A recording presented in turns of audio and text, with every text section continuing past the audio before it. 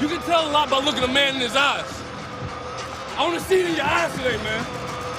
I want to see it in your eyes and hit somebody and look at it. Hit somebody and make you feel it in their soul. Win the game, man. Let's go. Tony Siragusa, you played on a lot of good teams, a championship team. You played on some teams that weren't very good. These guys are out there to play regardless of record, right? You know what, absolutely. I'm sick and tired of hearing people ask me questions about draft picks. You know, in this league as a player, you only get so many opportunities to show what kind of player you are. I had an opportunity, you know, to be in the tunnel with defense coordinator Terrell Austin before his team took the field. And he went and told his team, you know, the most important game you're going to play is the one you play today. In this league, you never stay the same. You either get better or you get worse. What kind of player are you going to be today? I don't think he's too worried about draft picks. He wants to play this game. Amen to that. Detroit won the toss, deferred to getting the football in the second half.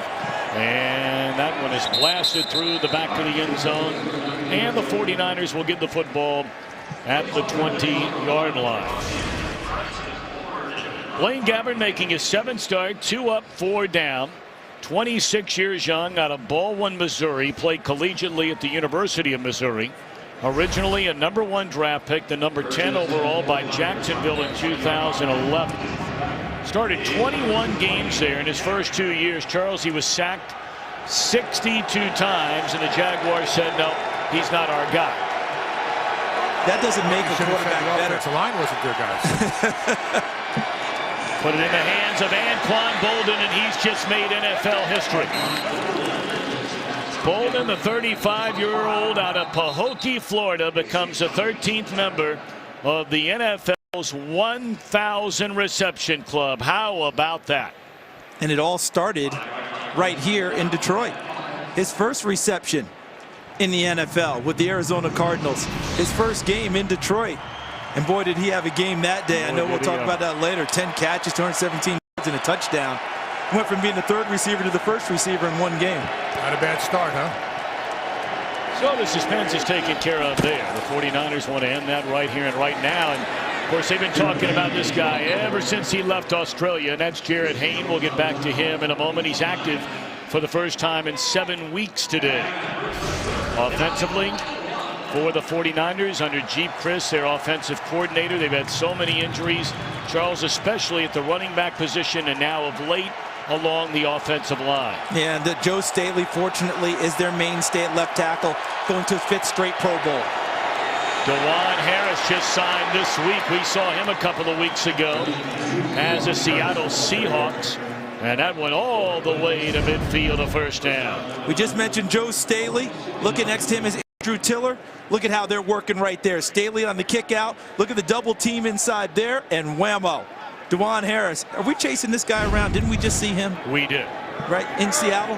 That was a game where Thomas Rawls broke his ankle, and Harris took over as a primary back. Now a reception out of the backfield, got an excellent block. That was from the tight end Vance McDonald, and that's another first down, a gain of 11. Tony, you were talking about what Terrell Austin was telling the defensive guys. My apologies. We're going to hit the lineup first. We'll come back to you. On to the big story. He's on his way to the Pro Bowl, Charles. 13.5 sacks. He's been an absolute phenomenon. Many people were questioning about him coming out in the draft. They got their answer, didn't they?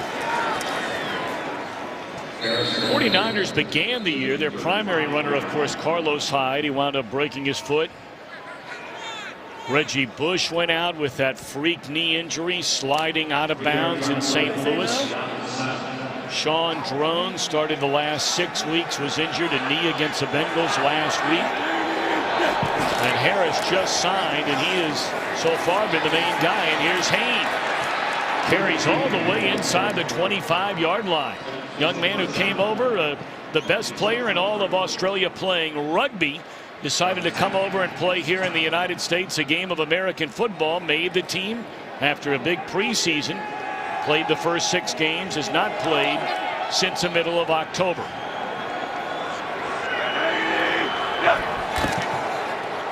Boldin, one man to beat. And that is vintage Anquan Boldin right there. Just muscles his way close to another first down, a gain of 9. Tony, I was saying earlier, you talked to Terrell Austin, the defensive coordinator of the Lions, about this game being important, most important game you're playing. You sure he didn't talk to the 49ers? You see Bolden on that play? I'll tell you what, man, they are playing mean right now. The thing I like about San Francisco right now, they're committed to the run. Everything's being based off the run. They're pounding, they're coming off the ball, and then you can go and play action, everything like that can come naturally. 2nd and 1, Bolden the reception. It's 1st and goal, 49ers down to the 8-yard line.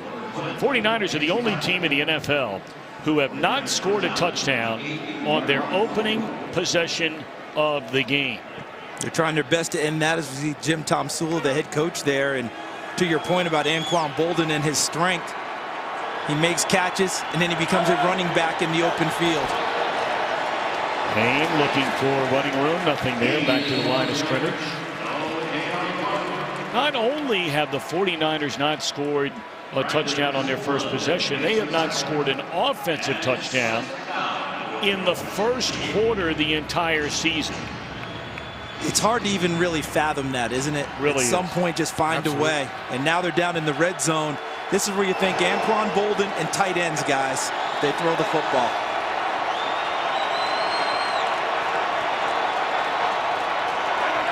Torrey Smith in motion, and they roll Gabbard looking for Bolden. He's well covered, and Gabbard, with a penalty flag down, might have lost a yard. So 3rd down and goal upcoming, depending, of course, on the penalty. Bill Vinovich, our referee today in Detroit.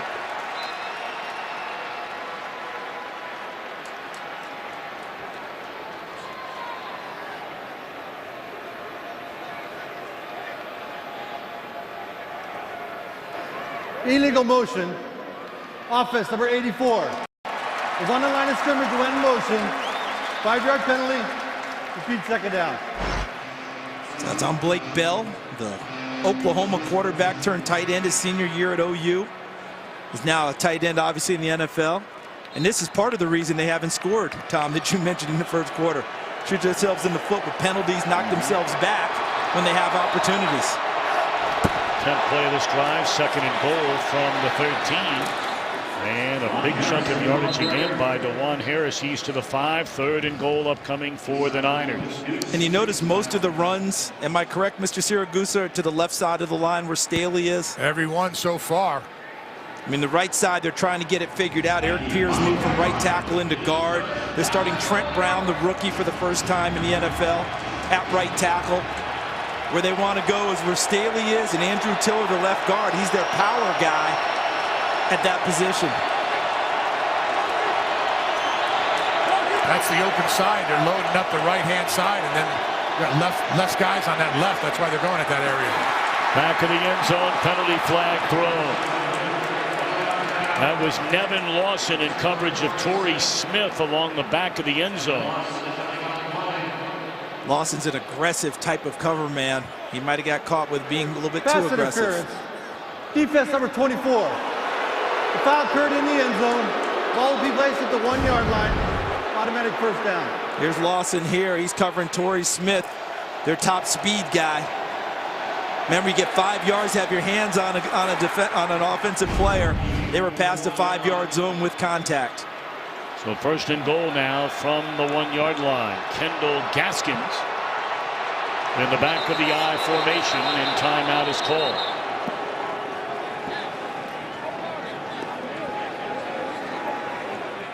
Not sure the Lions had enough players on the field, necessitating Jim Caldwell to call a timeout.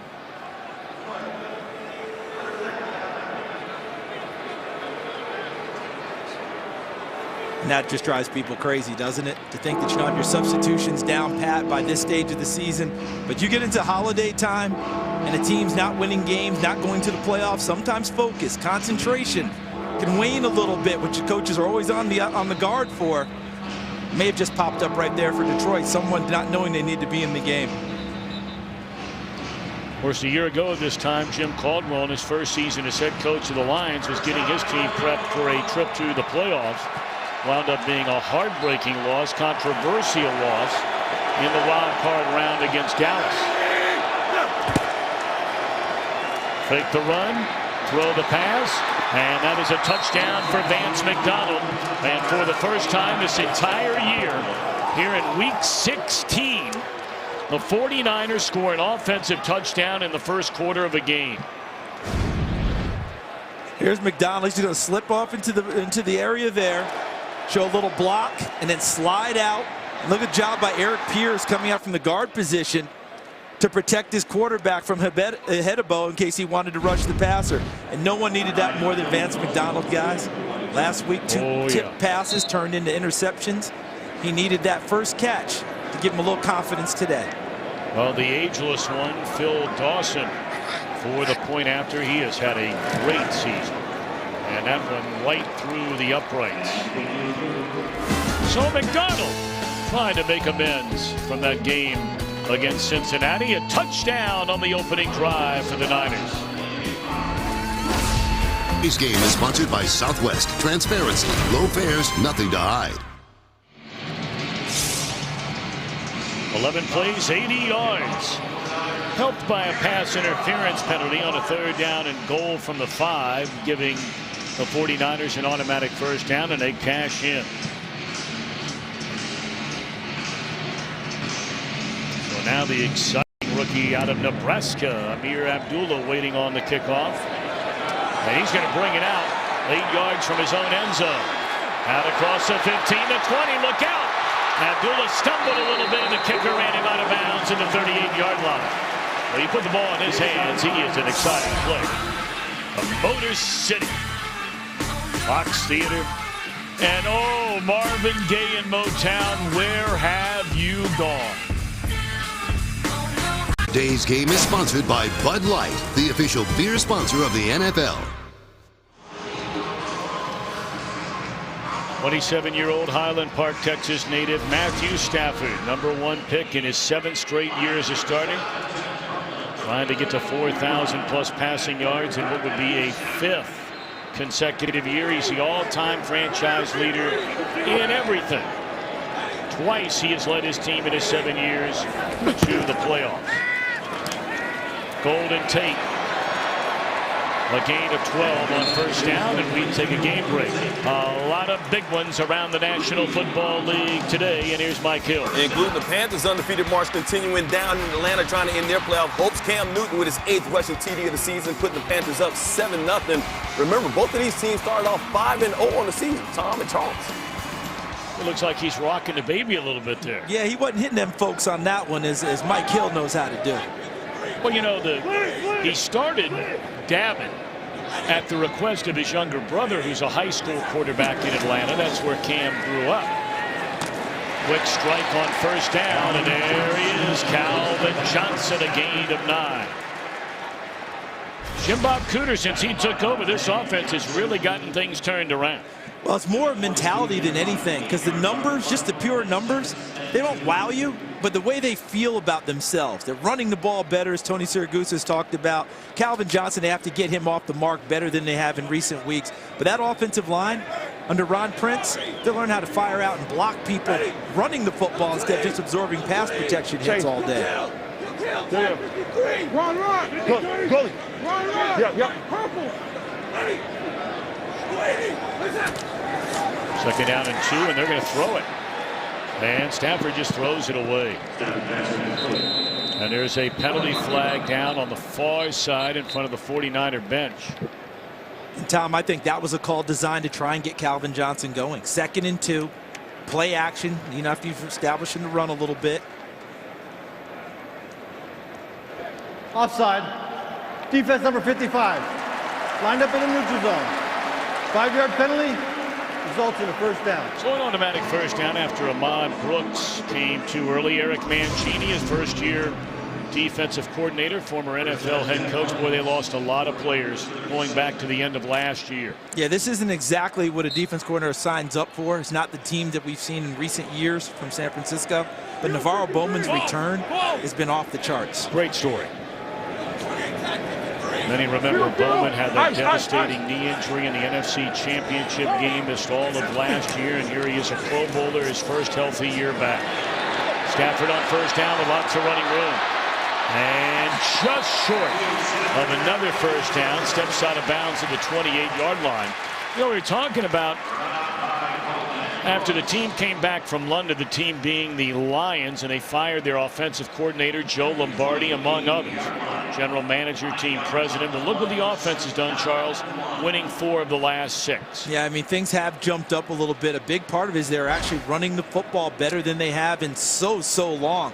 Last 5 games, over 100 yards running the ball. Now for teams like Seattle and other teams that pass, that's nothing. For Detroit, that's huge. They usually average 40 passes a game. Second down and a yard. And that'll be enough for a first down on the carry by Theo Riddick. Normally they have him catching balls in the passing game, but able to cash in second and short, and they'll move the chains. And I see Amir Abdullah's checked in now to the backfield. He's a guy you can do everything with. I think he will ultimately be a 3-down starting running back in the league. The biggest thing for him, ball security. Had troubles with it in Nebraska. He's had a few issues here in the NFL. When he learns to take care of the football, you want to feed it to him often.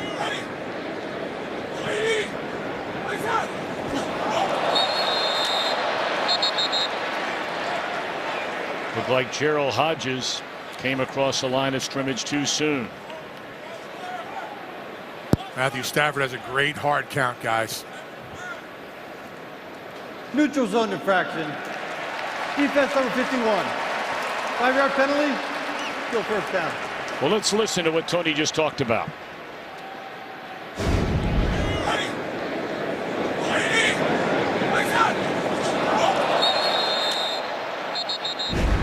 Does a good job also of bringing his hands up even when he's not expecting the ball, because that becomes a real tell for the defense. If that's the only time a quarterback brings his hands up is right before the snap.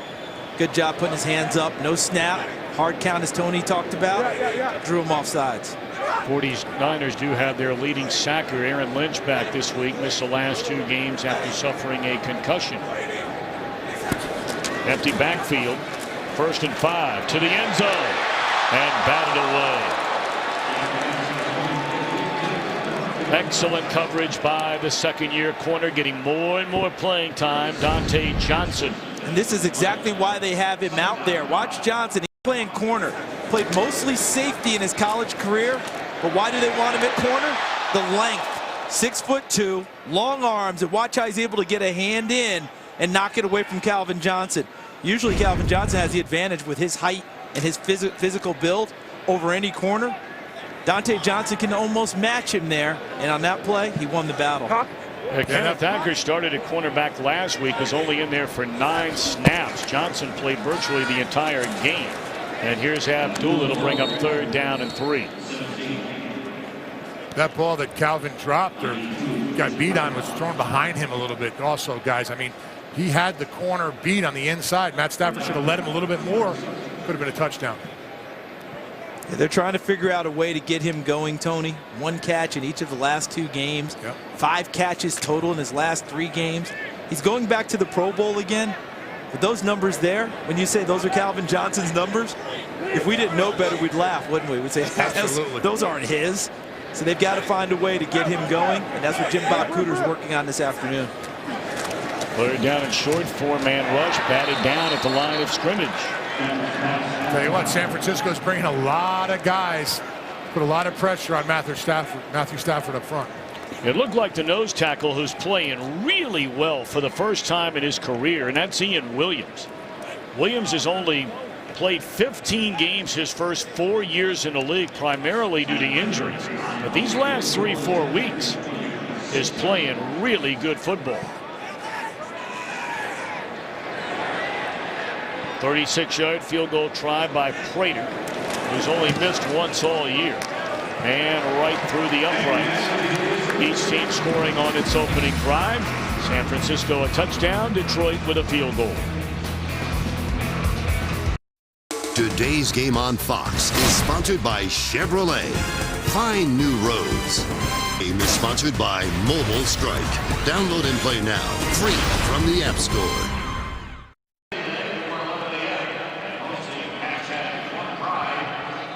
Matthew Stafford took him right down the field after a good return by Amir Abdullah.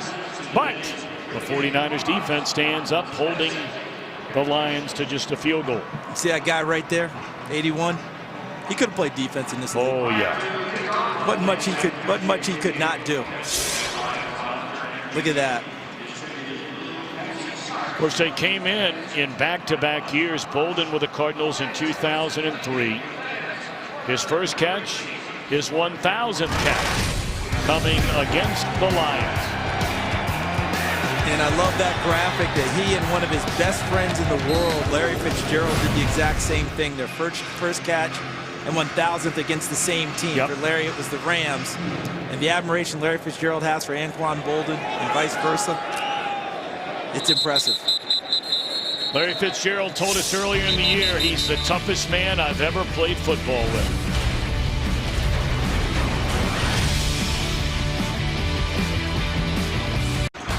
The UFC starts a new year off with a bang. It all begins on FS1. The return of phenom Michael McDonald. UFC 195 starts with a prelim Saturday, January the 2nd. 7:30 Eastern, only on FS1 and streaming live on Fox Sports Go. Think there's any chance that his entrance music is Doobie Brothers or Michael McDonald? Wouldn't be bad. Huh? Can we connect that? Be even better when Michael McDonald did the remake of all the Motown tunes. Now I'm with you now. Now we're in. Anquan Bolden, that'll be a gain of 5 on first down. Well, for the 49ers, a wild year. Of course, Jim Harbaugh and the team part ways. Jim Tomsula takes over as head coach. Off-season retirement, suspensions, free agents leaving. The roster nowhere near what it's been. And then Colin Kaepernick ineffective. Wound up being benched, got hurt. Wasn't even allowed on the sideline. Charles last week in theory couldn't protect himself after injuring his non-throwing left shoulder. And now Blaine Gabbert starting for a 7th straight game. You mentioned at the top of the game, and Tony and I stepped on each other a little bit, the 62 sacks that Gabbert absorbed. He's had a chance to get away for a while, kind of heal up a little bit.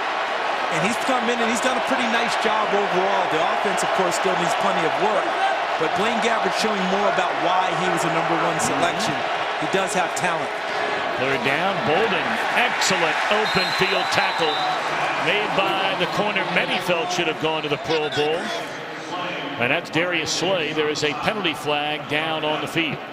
Now, one of the issues they do have, though, and I'll finish after the call. Pass interference. Offense number 11. Blocking prior to the pass. Penalty declined. Result of the play, 4th down.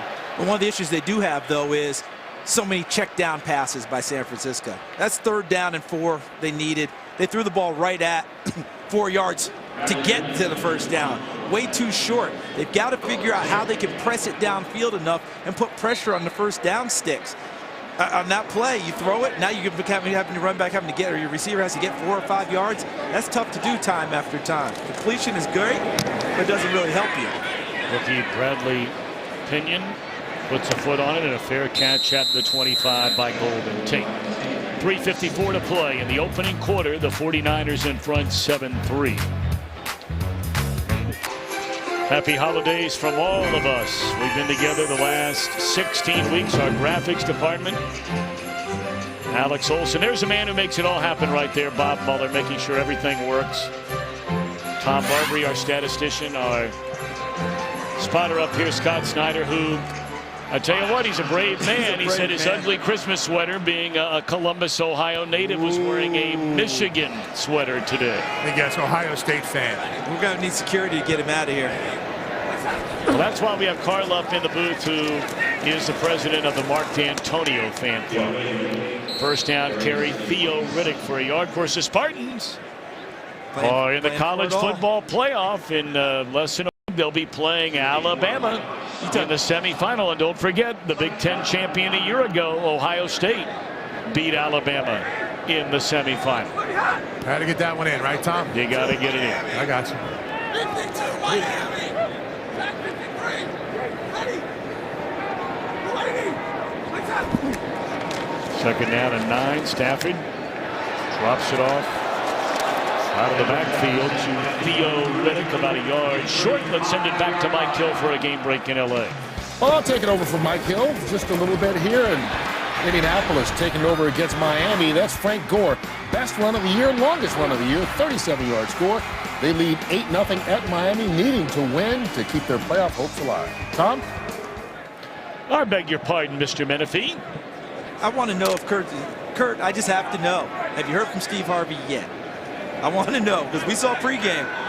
We saw the pregame. I want to know if Steve's called in yet. That was pretty good there, Kurt. Now, are they going to run it on 3rd and a yard? They are. And not close. It's, I mean, depending. The 49ers are saying no. No, and no. That'd be the biggest stretch and bad spot we've seen all year. They're not close. Mike Purcell and Tony Giardetti, along with Navarro Bowman, all three converging on the stop. Tony, did you see that? Who won the line of scrimmage there?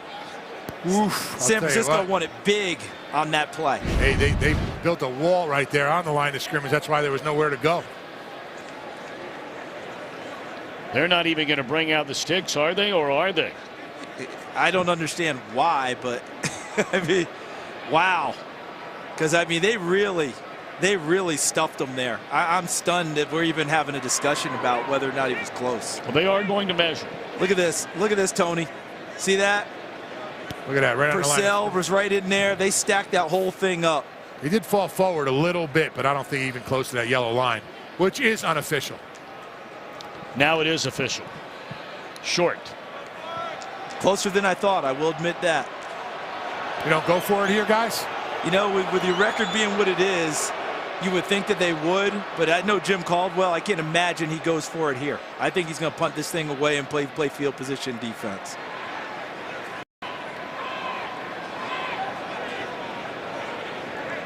But if you're San Francisco, I'd put on punt safe here.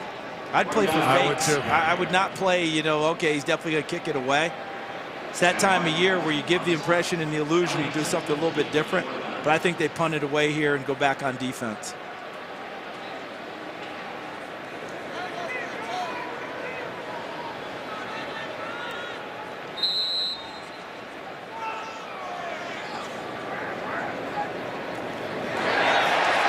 And they do fake it, and it is a first down, so you guys just called it.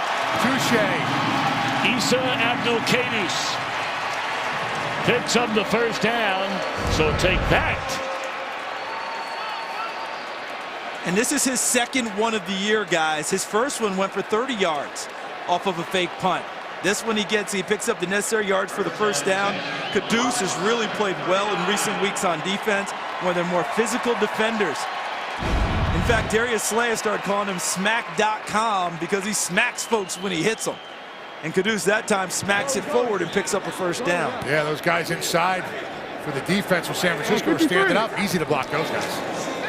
Fake it to Riddick, put it in the hands of Ebron, the former #1 pick out of North Carolina, who's had a nice bounce back year after a disappointing rookie year. And they want so much more from him. When you talk with Detroit people, they absolutely drool over his potential. Their thing is continue to get consistent with your hands, Eric Ebron. Catch more of these footballs, and then they'll expand more packages for him because he is that type of tight end that you can do everything with. 2nd and a yard. And this is a first down picked up by Riddick. There was a beautiful article written in the local papers here today about their longtime starting tight end, Brandon Pettigrew, injures his ACL for the 3rd time in his career. And yet no sooner does he get off his crutches, he's taking youngsters in affiliation with various charitable organizations on Christmas shopping spree. The kids were chosen due to their grades and their character, and Pettigrew saying, hey, it doesn't matter if I'm hurt or playing, whatever. This is what I really enjoy doing. It was a very nice piece. LeBron again. And that appears to be close to another first down. It is, and that will be the final play of the opening quarter. A good quarter. 49ers 7, Lions on the move 3. Fox NFL Sunday continues after a word from your local Fox station. Back with Charles Davis, Tony Siragusa, and our entire NFL on Fox crew. Tom Brenneman back in Detroit. Cleanly played opening quarter by both teams. I like how San Francisco came out very aggressive on offense, ran the ball right down the field. Detroit answered pretty well. They didn't get a matching touchdown. But I like the way they're both getting after each other. They're not worried about record. They came to play.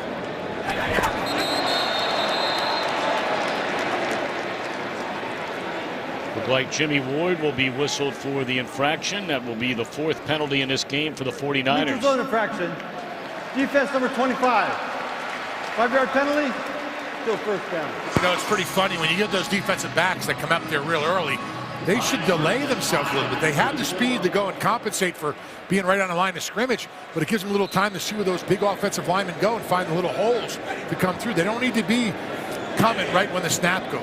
Yeah, I would think about taking a shot here. If I'm Detroit, I love the field position. The safeties are playing awfully deep here in their cover 2 look. Well, they hand it off to Riddick, and he's very close to a first down. Needed to get to the 29. Well, you go back to that heartbreaking loss in the wild card round last year, and then, of course, out goes Sue to Miami, and comes Haloti Ngata. They begin the year 1-7. They fire their president, their general manager, their offensive coordinator. Won 3 in a row after the bye, and just when you thought maybe they're getting back in the hunt, that crushing Hail Mary against the Green Bay Packers.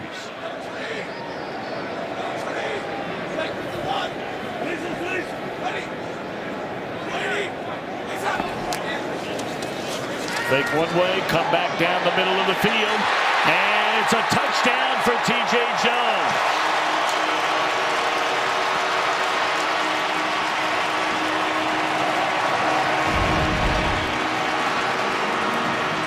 A lot of cushion down there, right, Charles? A bunch of cushion. Jones is going to go in here, but watch the safety come up here. That leaves a vacated area. Eric Reed came up in an inverted look and played the play closer to the line of scrimmage. That actually opened up the area for T.J. Jones to get into, and he beats Dante Johnson with a nice pass from Matthew Stafford for the touchdown. And that is a first career touchdown for T.J. Jones. 9 catches all year long, but 8 of them have come in the last 3 games as he's getting more and more playing time near the end of the year. I like the aggressiveness of Jim Bob Cooter. They had excellent field position, and they took the shot downfield. This is what the officials are checking out now to make sure it's actually a touchdown. Remember, all scoring plays are reviewed upstairs. Did he actually get in? They're getting the go-ahead, so I'm assuming the answer is yes. And now the point after by Matt Prater from the hold of Sam Martin, and it is good. So for the first time today, the Lions find the end zone. The first time in the career getting there for Jones in a 10-7 Detroit lead. Game is sponsored by Microsoft Surface, the official tablet of the NFL. By Pepsi. Go behind the scenes of the Pepsi Super Bowl 50 halftime show only on Pepsi.com. And by Colonel Sanders Kentucky Fried Chicken. It's still finger-licking good. Well, Jim Caldwell pulls off the fake punt to keep that drive alive and wound up 9 plays, 74 yards, and a touchdown for Jones, and the first lead of the game for the home team. I think they're playing the game much more in the image that Jim Caldwell had in his mind about what he wants to do. Being able to run it better, take some shots downfield, as we just saw to T.J. Jones.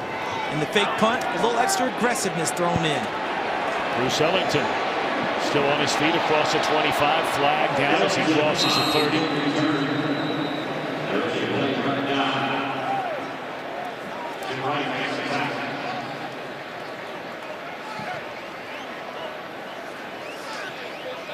During the return, holding, receiving number 54.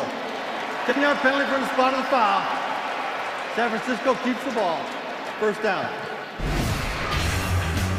Well, Colin Kaepernick, second-round pick out of Nevada, of course, took the job away from Alex Smith, took him to the Super Bowl, went to another NFC Championship game, given a big, huge contract, but then struggled mightily with Tom Sula out. Now as a head coach, leaving as their defensive line coach. He eventually benched Kaepernick before he injured his left throwing shoulder and made the decision to go ahead and have the surgery now. what you get the feeling is there's a completion to McDonald all the way up to the 45.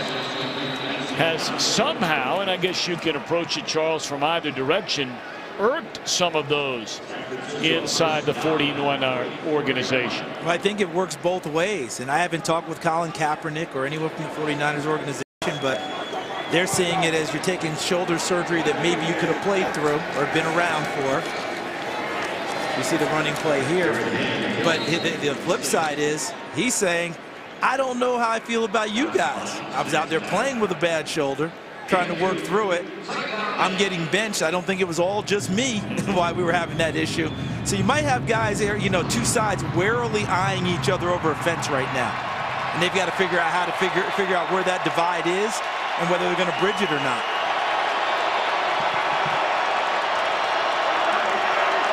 Second down and 8. Gabbert hands it off to DeJuan Harris, and that's a big run inside the 40 to 35 and down to the 29-yard line. That's the same exact run we saw in the first quarter there on that first drive. Tony, it's the left side again, right? So it's Staley, Tiller, Kilgore, the center, and looks like they're getting a little help there from Blake Bell coming backside. And look at that gaping hole. So now it's one-on-one as he puts the move on. That's Stephen Tulloch. He got drawn to the inside. That's his hole. He's got to come up and fill that. Tulloch, the linebacker for the Lions. Let's take a look, Tony, because I'm going to draw up Tulloch here. And you talk about what show. Here's Tulloch there it is, here. Yep, 55. Let's see where he goes. Now, when he sees this right away, that's his hole straight ahead. And he came back inside. Somebody else's responsibility. He needs to go and fill that gap right there. That's way too big of a hole to give. Tell you what, it's been a nice pickup this week, DeJuan Harris, and here he goes again.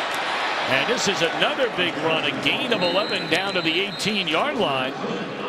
I mean, this guy has bounced around. He initially came to the NFL with Jacksonville, spent 3 years, one of them injured with Green Bay.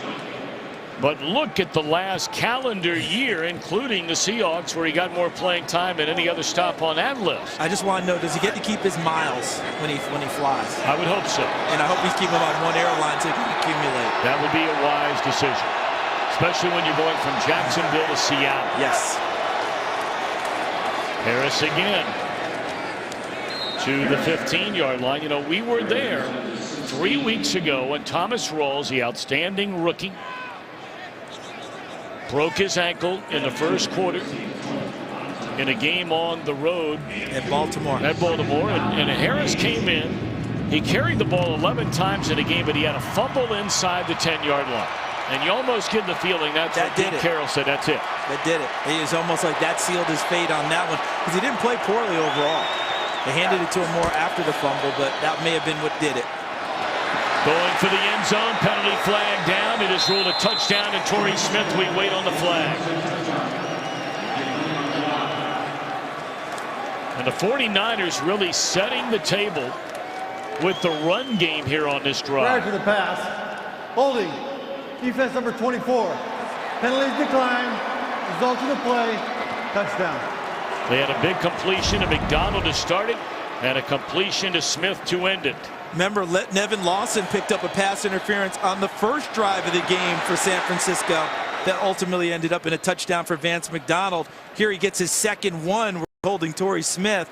Doesn't matter because Smith makes the catch for the touchdown. That's 2 penalties on Lawson early in this game. Well, they did say they needed Blaine Gabbert to start faster in games. I think today he's starting faster. So far, throwing the football, it's 9 of 10. Right out of the gate. And 2 touchdowns. I think that's better than 9 out of 10. I think it is.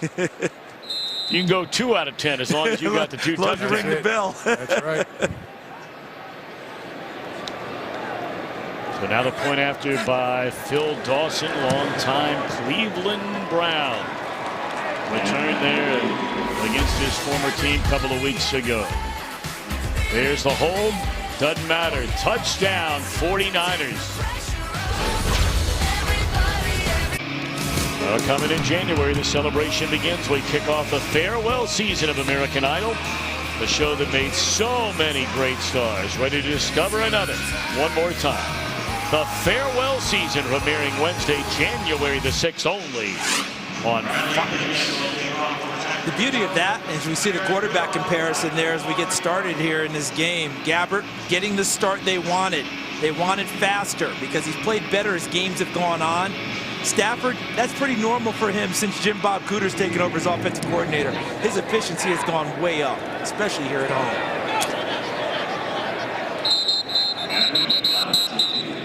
Certainly hope everybody had a Merry Christmas and a happy holiday season. Dane Crawford down in the truck. Camera guys traveling with us every week. Our producer on the right, Mark Titleman. Our director, Greg Scopatone, on the left. Moonlighting as a singer and playing solitaire, the multi-talented Jeffrey Osborne. Nice. You know, when you can multitask like that, you're big league. Well, he's had a great career as a singer.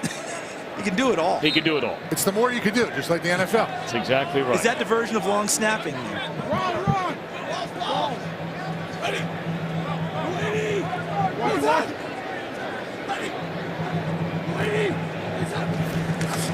11:25 to play until halftime. Stafford drops it off to Joique Bell from Benton Harbor, Michigan. And a gain of 4. We passed this university on the way to Ford Field today, Tony. Wayne State. Yep. Wow. Joique Bell. And Golden Tate, Tony, I'm still at a loss. Last year, Golden Tate, you ready for this? Had 720 yards after the catch, yak yardage. That was third in the NFL, first among receivers. This year, nowhere close to that, averaging less than 9 yards a catch. Yeah, they got to find a way to use him. Well, I don't know about you guys, but Charles, you and I were talking about this last night. Tony, I think you joined with me. And there are a lot of players around the NFL you can say this about. But when it comes to Golden Tate, that guy can play on my team all day, every day. Dangerous, very dangerous Gamer. player. And that's why I was kind of posing a question there. Less than 9 yards a catch for Golden Tate. That's very unusual because every time we do a Lions game, the defensive coordinator, head coach of our team says, my God, he's a running back as soon as he catches the football. We cannot let him get the ball in open space. Let's see if they can find a way to find more of Golden Tate today. Stafford rolling left, looking down the field, and through the hands thrown behind Johnson. He was open, but a big hit delivered by the emerging Eli Harold, the rookie out of Virginia, on Matthew Stafford. Charles, that route takes a lot of time to go and develop, and he had it wide open. And really, that's one, let's be honest about it. You'd expect Calvin Johnson to catch that one. I know it's tough. You're changing body position, all that. But when you're watching Calvin Johnson, that seems normal. And you saw Stafford there clearly shaken up. He comes limping off the field. He took a big hit from Harold. What a punt by Martin. Fielded at the 20 by Ellington. Flag down. And down the sideline he goes. And bangs into the punter crossing midfield. But we wait on the flag.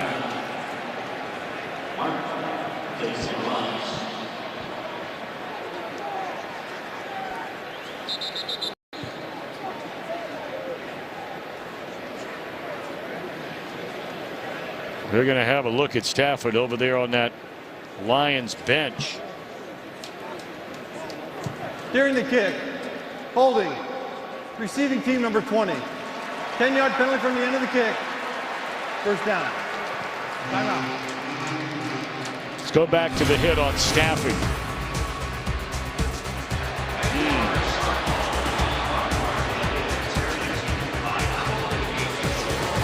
Today's game is sponsored by Burger King. Now get 10 chicken nuggets for $1.49 only at BK. Well, after the penalty, taking away a very good return. Niners leading 14-10, 9:47 to play until halftime. Begin this drive from their own 10-yard line. Having to get rid of that in a hurry. Being chased by Nada is Gabbert, incomplete. And Stafford, after taking that hit, He got some attention over on the sideline, guys. I've been watching down there to see if Dan Orlovsky went into hurry-up mode, throwing the ball around, getting loose. That's not happening at all. He's actually sitting over there next to Stafford. So I expect Matthew Stafford back. He's a pretty tough guy. Well, Charles, you made the point. As Hayne is looking for a running room, not much there, a couple of yards. You take away that rookie year when he had the shoulder issue. Of course, he had the unbelievable game when he led him to the comeback and win against the Cleveland Browns with the separated shoulder. He has been a very durable quarterback. Guys, 78 straight starts coming into today in regular season, 80 with playoffs. That's very durable for a quarterback in the NFL. So rare.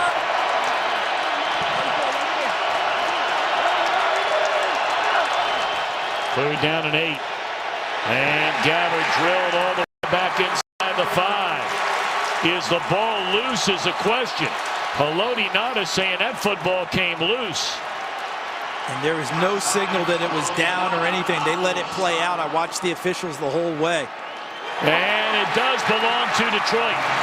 It looked like Bynes was the one who stripped it away, delivering the big hit on Gabbert. Watch how they close in on him. He's got nowhere to go. Ngata's the first guy there, 92. And then over the top, here as you described it, there's Bynes popping the ball free. And then here's the scramble afterwards. Watch again. Ngata's the first guy, 92. He flushes him right into Bynes, who knocks it free. And then at the end of the down at the bottom of the pile, was that 97 it or 92? It looked like Karan Reed down there. Okay, so Karan Reed was the one who looked like he came up with the ball, the other starting defensive tackle. Well, when he picked the ball up off the ground, he might have crossed the goal line. They got to check and see if this might be a touchdown. Hey, Tony, I think that's exactly what they're doing. Referee saying, hold on a minute. And, of course, they replay every turnover, change of possession. There's the free ball. Yeah, he picks it up. Okay, so there's Karan Reed. Nope, no touchdown. All right, well, they're in the I formation. Joyke Bell will take the handoff and finds the end zone. They capitalize on the turnover to recapture the lead.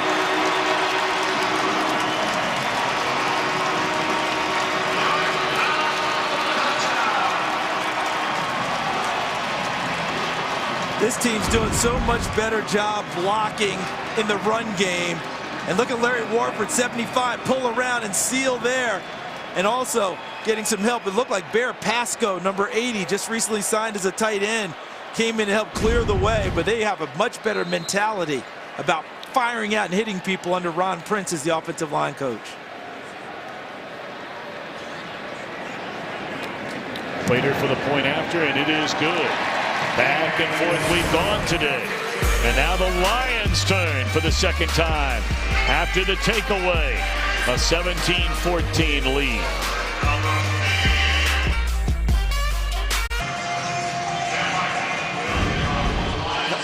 So Joyke Bell scores. Who says these Lions fans aren't into the game? Hey, ho. Oh, they're having a good time. They're having a good time. It's a supportive group now. You think about the years of long suffering with tough seasons. These Lions fans still come out and support their team. You know what?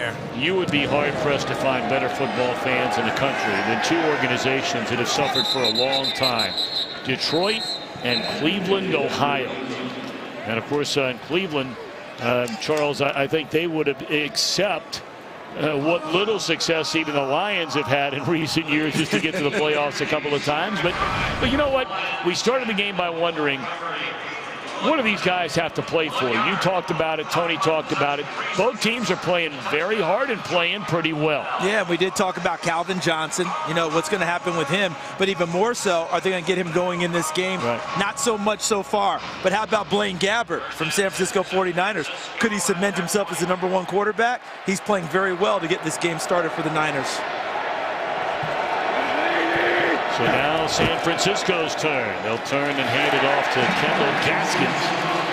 And he's dropped for a 2-yard loss. And we drop into Kurt Menefee for a game break in LA. And we see Frank Gore drop in another touchdown. 11-yard run to go with his 37-yarder earlier. And right now, Indy's up 15-6. By the way, Matt Hasselbeck out with that injured shoulder. Charlie Whitehurst in quarterback for the Colts. And Charles, I'm still waiting to hear from Steve Harvey. I'll tell you what, Kurt, you did a great Steve Harvey today.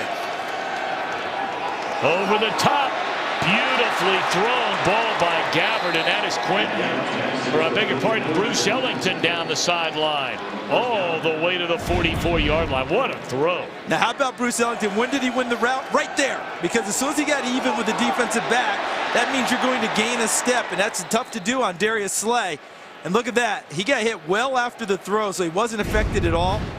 What a beautiful, beautiful throw, though, by Blaine Gabbert. Darryl Tapp hitting Gabbert there. And now the handoff to Haynes, slips one tackle, and then wrapped up after a gain of 2 by Brandon Copeland. Look at some of the leaders for each team, and you get back to Gabbert for a minute. And we brought up earlier, Jacksonville drafting him, #1 round pick, 10th pick overall. They make him immediately the starter on a bad team. Took a beating. And Charles and Tony, I've always wondered, in a day and age where it seems like universally you talk to executives in the NFL, which we do, you talk to coaches in the NFL, which we do. There's a throw on the run, and a really nice throw on the run, and a catch is made again by Ellington for a first down.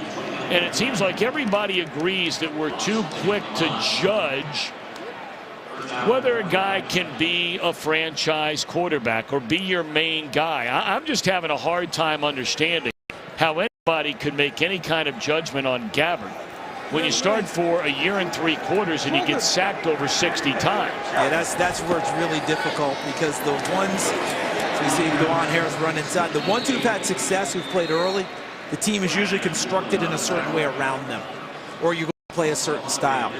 Even Big Ben, Tony, remember Big Ben's debut? Yes. They didn't ask him to carry that Steelers team, though, did they?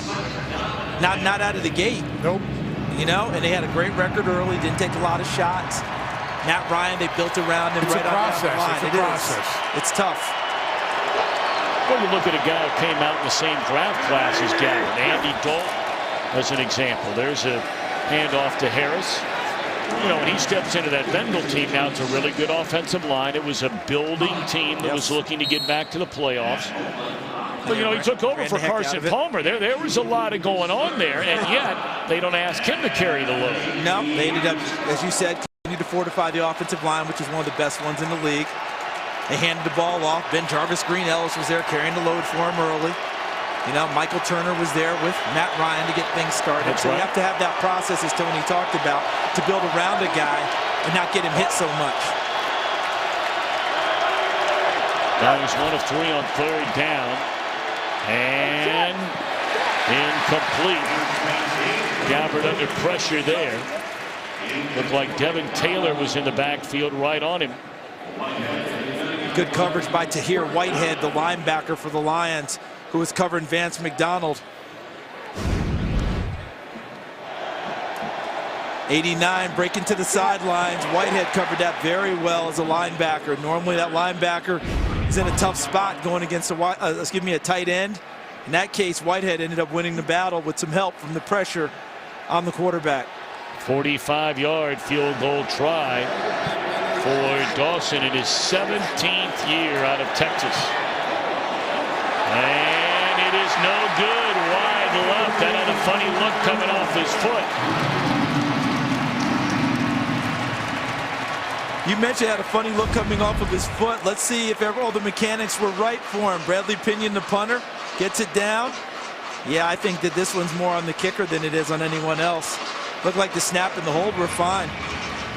Gets it down. Laces are away. Now, kickers often want the ball a certain way, whether someone want it tilted straight up, someone want it bent a little bit to the left or the right. I don't know about that part of it for him, but everything seemed to be okay. Just a rare miss for Phil Dawson. That's his long snapper coming over to talk to him there, Kyle Nelson. So now with 5:37 left to go, the 49ers missing on a chance to tie the game. And now the handoff to Abdullah. And he's chopped down after a gain of 10 up to the 45-yard line.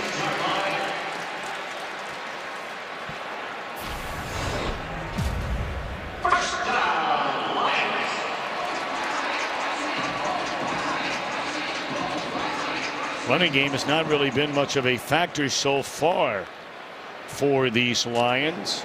43 rushing yards on 11 rushing attempts. Number 20.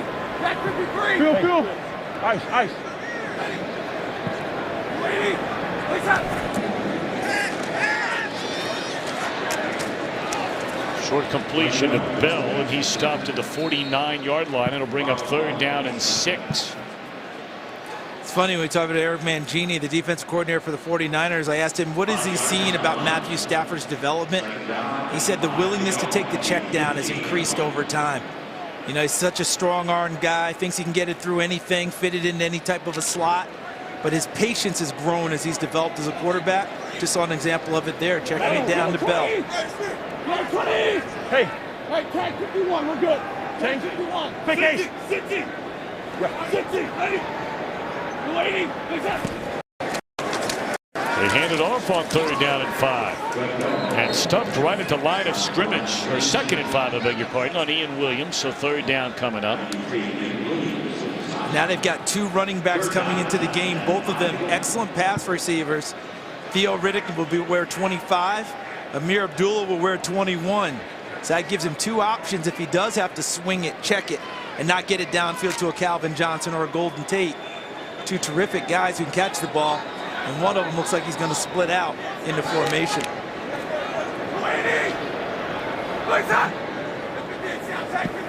Hey, solid.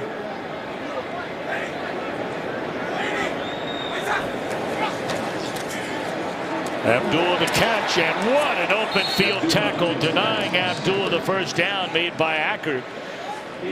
We talked about Acker. He's been starting every game, but very, very limited playing time. He might earn a little more with plays like this. Watch what happens when you look to the left of the screen. They read it fast, and one of 2 are going to make the play, either Acker or Eric Reed, 35. Look at that. They've got him pinched in. He tries to put a move on, but Acker strips his legs out and forces him to punt it away. Now we've seen a fake already by these Lions today. Caduce converting on their last drive. Not this time. Fair catch by Ellington right at the 10-yard line. 2:41 to play until halftime. And the 49ers have all 3 timeouts along with a 2-minute warning to play with. Very impressive opening drive for San Francisco. First time all year long. The Niners have scored an offensive touchdown in the 1st quarter. Scored for a 2nd time on the quick slant to Torrey Smith. And now can Gabbert get him down the field and try and either tie it or take the lead before halftime. And I don't think you go real conservative here if you're San Francisco. Record being what it is, you got to find out about Blaine Gabbert as well, don't you? So you turn this thing loose and you try and run a 2-plus drill to try and get yourself in a scoring position. Don't just try and get to the half down 3. Run offense, see what you've got. Well, I can promise you down under where Hayne hails from, they are going crazy about his playing time so far here today. He's not played since the middle of October. And if any of you happen to know some Australians that are here in the United States, man, you bring up this guy's name. He is truly a national hero, a legendary figure in Australia. And the quick crossing pattern and the catch made by McDonald, and that's a 1st down to the 35, and it brings us to the 2-minute warning. The difference right now, the turnover, which led to the go-ahead touchdown.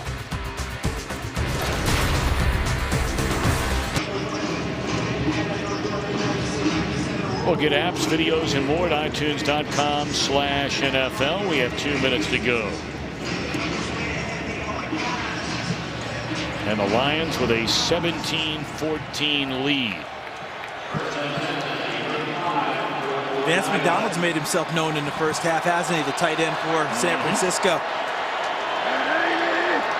3 catches, 48 yards for McDonald. 1st down, throwing it down the middle of the field. And a flag comes in. You saw that from all the way up here. Slay in coverage of Anquan Bolden. Take a look at Slay. Pass interference. Defense number 23. Spot foul. Automatic 1st down. Hard part is you really can't out-physical Anquan Boldin. I mean, he's a tank. He's going to go right through what you try and do. He may not run past you, but he can run through you when you're trying to get physical with him. That's a 17-yard penalty. They hand it off to Gaskins. And powerful running down to the 35. Another 49er first down. And we send it quickly to Los Angeles to Mike Hill. Hey, guys, Patriots can wrap up home field with a win. Jets fighting for one of those wild card spots. Ryan Fitzpatrick, Brandon Marshall, 2-yard score. 10-3 Jets at the half. Back to you. Well, you hold New England at 3 points and a half. You're getting it done. Now Gabbert on the run. And he's to the 25-yard line. Needed to get to the 24 for a first down. About a yard short. One of the most underrated aspects of Blaine Gabbert and his game is his athleticism. That was on display for him from the time he came out of college. Didn't get a chance to flash it as much early in his career. You saw it there. He can move well in the pocket, and he can break the pocket and pick up big yardage. Payne trying to pick up the first down and does, staying on his feet to the 21-yard line. Clock under a minute. The 6 weeks Hayne did not play and on the practice squad, best he could. Best thing in the world for him.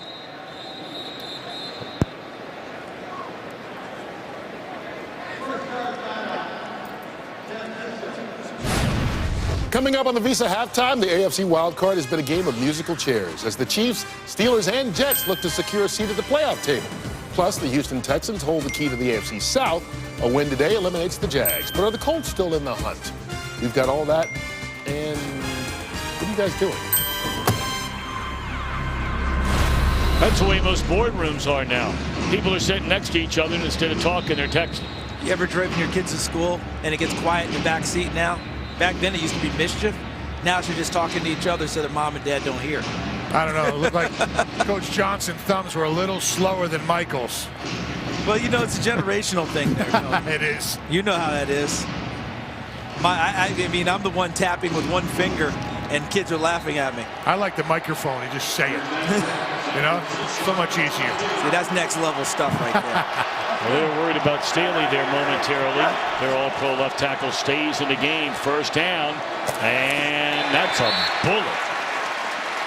With an eye on Patton, and it's broken up by Nevin Lawson. Good play. It's a really nice play by Lawson, because as you described, that thing was thrown well and right on target to Patton. Lawson makes the play at the end, wraps him up, gets an arm in front, and knocks it away from Patton. The ball could not have been better thrown than that one by Blaine Gabbert. Terrific play on the corner by Lawson. Second down and 10. Blitz coming. Pump fake look into the end zone. And Lawson again in coverage. Again with Patton in its third down. Well, that's a really nice read by Nevin Lawson, because they tried to sell him on, watch, it's supposed to be here and here. Watch what he does on this play. Watch how he moves his body, reads the route, and takes away the second move. Does not bite on the first one and stays outside. Of course, he's going to ask for interference. Yeah. That was just terrific play. Well, yeah, Patton ran into him. Third and 10.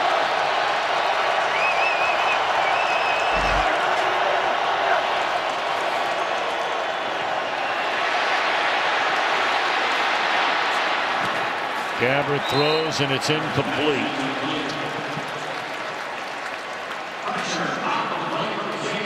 So out comes once more Dawson for a second chance to tie the game.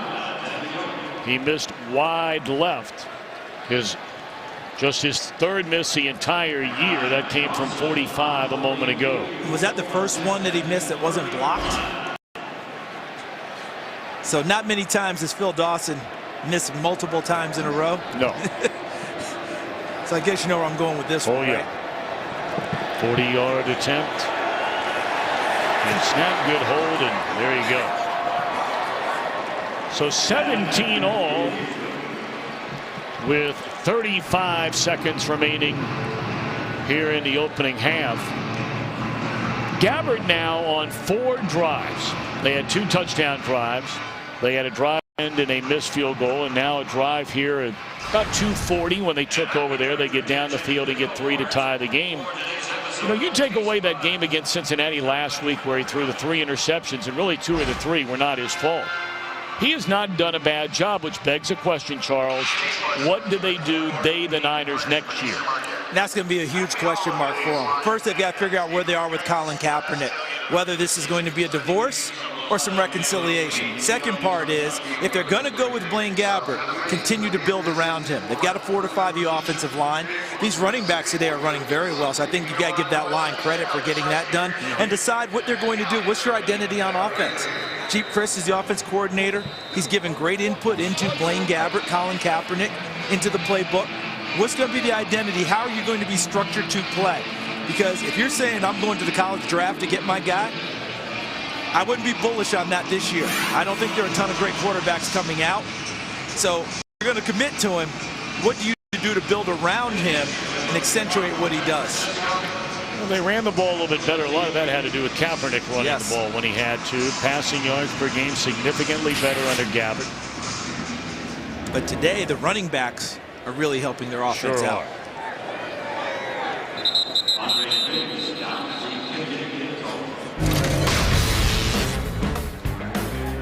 The fake punt inside their own 36-yard line led to a touchdown. Jones, his first of his NFL career. They took advantage of the Gabbert fumble down near the 1 and scored when they handed the ball to Joyk Bell to take the lead. For the 49ers, tie it on the field goal from 40 by Dawson. 35 seconds left as Stafford trying to get him in field goal range for Prater, who has a big leg.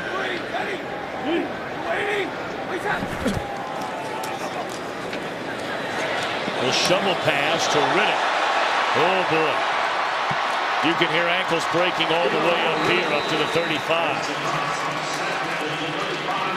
Timeout Lions, 26 seconds remain. Well, this was supposed to be your standard, we'll run a screen or a draw and see if we get anything big early, and instead Riddick has to come back towards the quarterback and it turns into a shovel.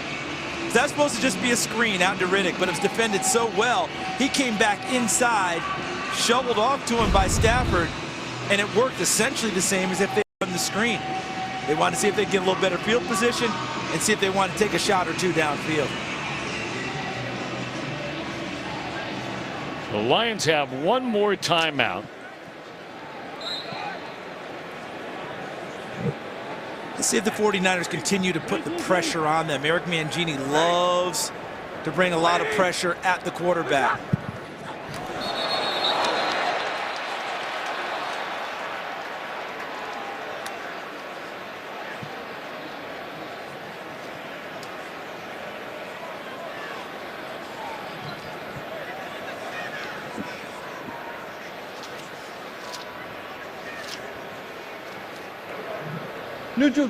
Neutral zone infraction. Defense number 91. 5-yard penalty. Still first down. That's a rookie, Eric Armstrong, #1 pick out of Oregon. The best part about that, with Armstead jumping off, you notice no time came off the clock. So if you're a Detroit Lions fan, you love that. You get 5 free yards, no time off the clock, more chances to put the ball downfield.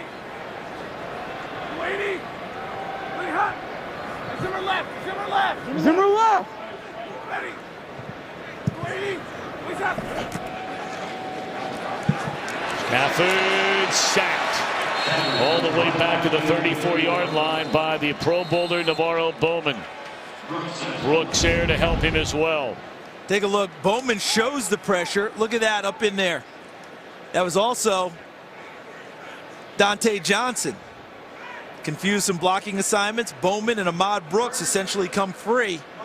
Bowman gets the credit for the sack with help from Brooks.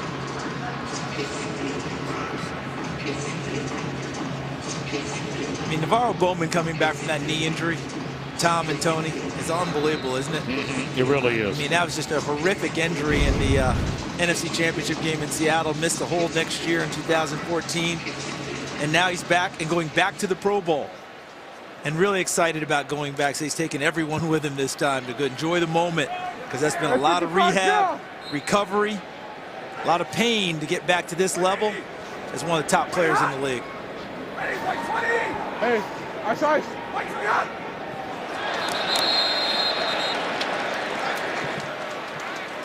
It looks like the Niners jumped yet again. You know, Stafford we talked about the hard count earlier. He just keeps going, and that was a double hard count on that one. This looked like Jared Eddy.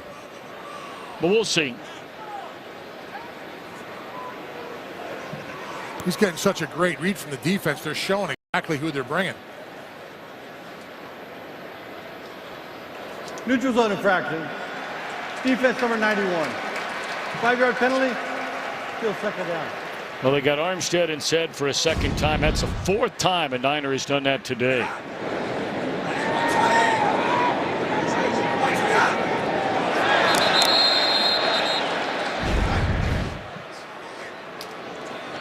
that'll make a head coach react that way, won't it?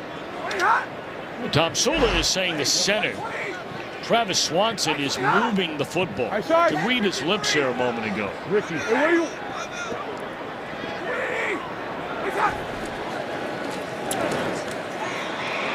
Down the field, left alone is Golden Tate.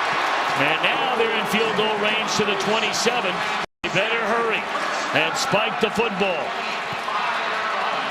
5, 4, 3, and they just do stop it with 2 ticks left. Wait a minute. This could be, guys, I'm right here near the line of scrimmage. This could be offsides on San Francisco.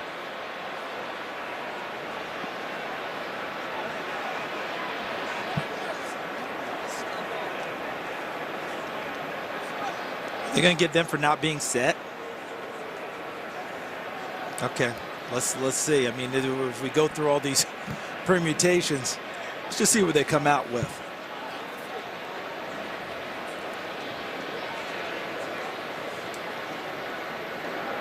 Offside. Defense number 59. 5-yard penalty. Still first down. Yeah, Detroit was all set. I'm right here where the ball's being set. You can see how the defensive lineman was over the line of scrimmage.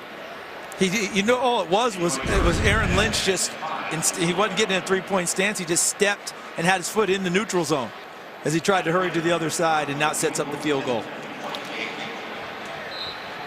Spotted at the 28, a 38-yard field goal try by Prater to give him the lead on the final play of the opening half, which he does. So they say to the veteran Matthew Stafford, 40 seconds to go in the half. Let's take a shot. At the end of the first And after half. the big strike to Golden Tate, the Lions lead at halftime, and we'll send it to Kurt Menefee and the entire gang. Fox NFL Sunday back in Los Angeles begins now. Today's excitement brought to you by Nissan. We talked about back and forth. 49ers scoring their first quarter offensive touchdown of the year. The Lions answered back the first career touchdown for T.J. Jones.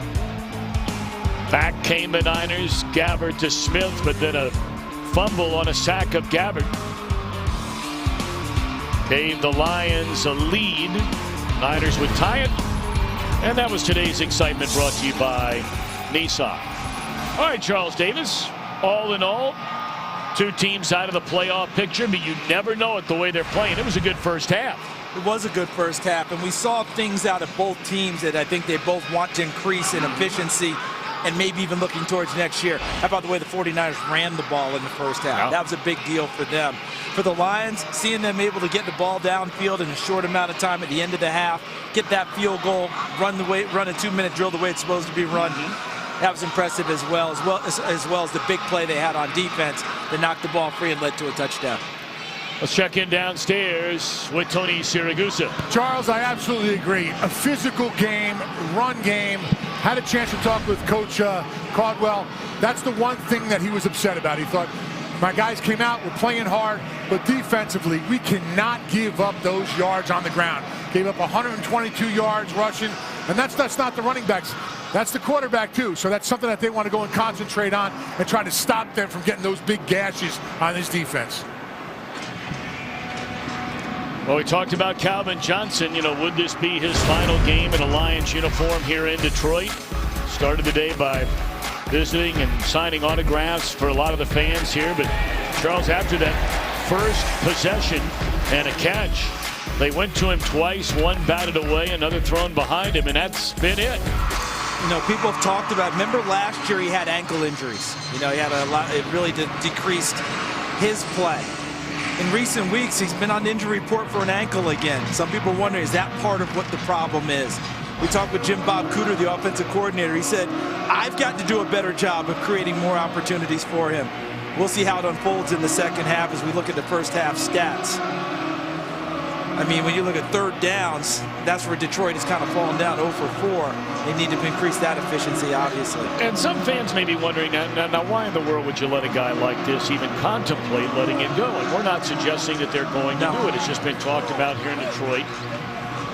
If you count the total amount of money that Calvin Johnson counts against the NFL salary cap, his salary is around $15–16 million. But his total cost on the cap is $24 million. That's where things get dicey. And, you know, look at these numbers. And your point is well taken, Tom. No one in the league would ever say, hey, I'm just going to let Calvin Johnson walk. I mean, he's still a terrific player. I would liken his position to make it similar to what Larry Fitzgerald went through in Arizona a few years ago. In that case, it was money as well as how are we going to use you in the offense going forward. The owner and the chairman of the Lions, Mrs. Martha Firestone Ford, who has taken full control of this organization now. So she's going to be fully involved in these conversations. But remember, Bruce Arians told Larry Fitzgerald, I need you to move to the slot.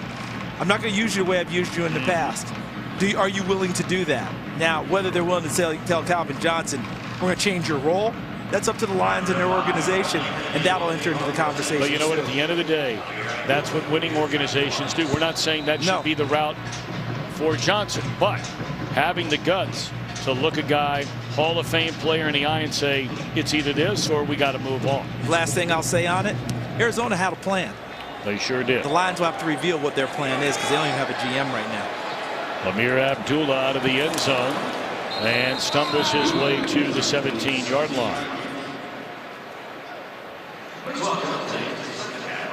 You know, talking to the guys on the team, you know, Mrs. Ford, who you showed a picture of earlier, they have a nickname. She's the Grim Reaper now. They get a little nervous when they see her walking around the complex. Man, that's tough because what's the name of the person who cut you Number in camp? 77. Number 77 is reported the eligible receiver. 77. That's exactly what they call him, the Turk or the Grim Reaper. So, well, since they've made some few big moves, no one likes to see people lose jobs, but things picked up for the Lions when the big moves were made. I only thought my wife called her husband that. First down, play fake to Stafford down the middle of the field, and guess who? You got it. Calvin Johnson, a first down up to the 30-yard line. This vintage Calvin Johnson here. Watch how he uses his frame to keep Jaquiski Tartt, a rookie who's played well for them at safety, away from the football, shields him off with that big frame, and goes up and makes the catch. I hope Calvin has a better second half. I mean, he had the first catch in the first half, and we didn't hear from him anymore. Hopefully in this second half, they go to him a little bit more. Hey, 53.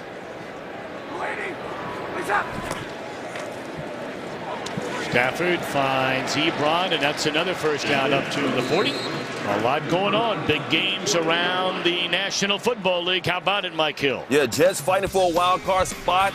In good shape against the Pats so far. Brandon Marshall looking good. One of his 2 touchdown receptions on the day from Ryan Fitzpatrick. It's 17-6 Jets in the third. Tom Charles back to you.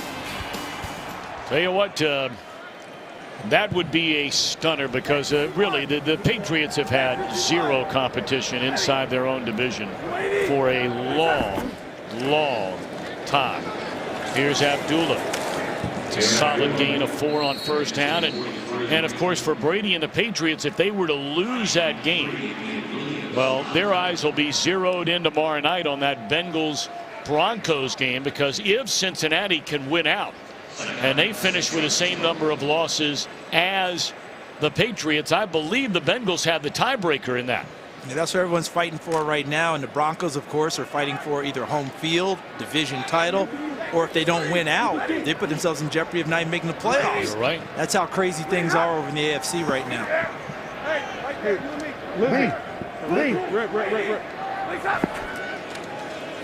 Stafford finds Golden Tate, but he's denied the first down up to the 47-yard line. Nice tackle made by Eric Reed.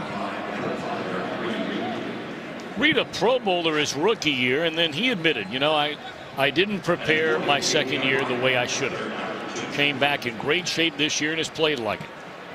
It's amazing how that happens. You have some success.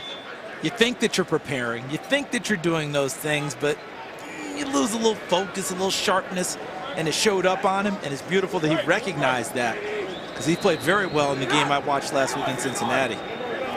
Of course, he's without his running mate there, Antoine Bethea, Pro Bowl safety, injured, out for the remainder of the year. Third down and a yard and a half. Johnson just sits down and then stays on his feet to the 32. That'll move the chains.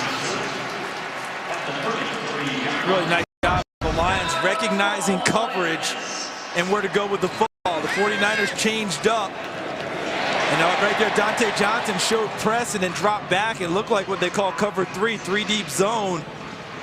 And he got out of there fast, and Calvin Johnson, as you know,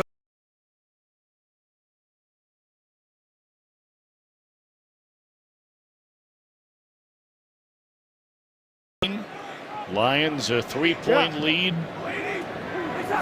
3.5 minutes have passed here in the third quarter. Off the left side, Abdullah dives forward inside the 32, the 29.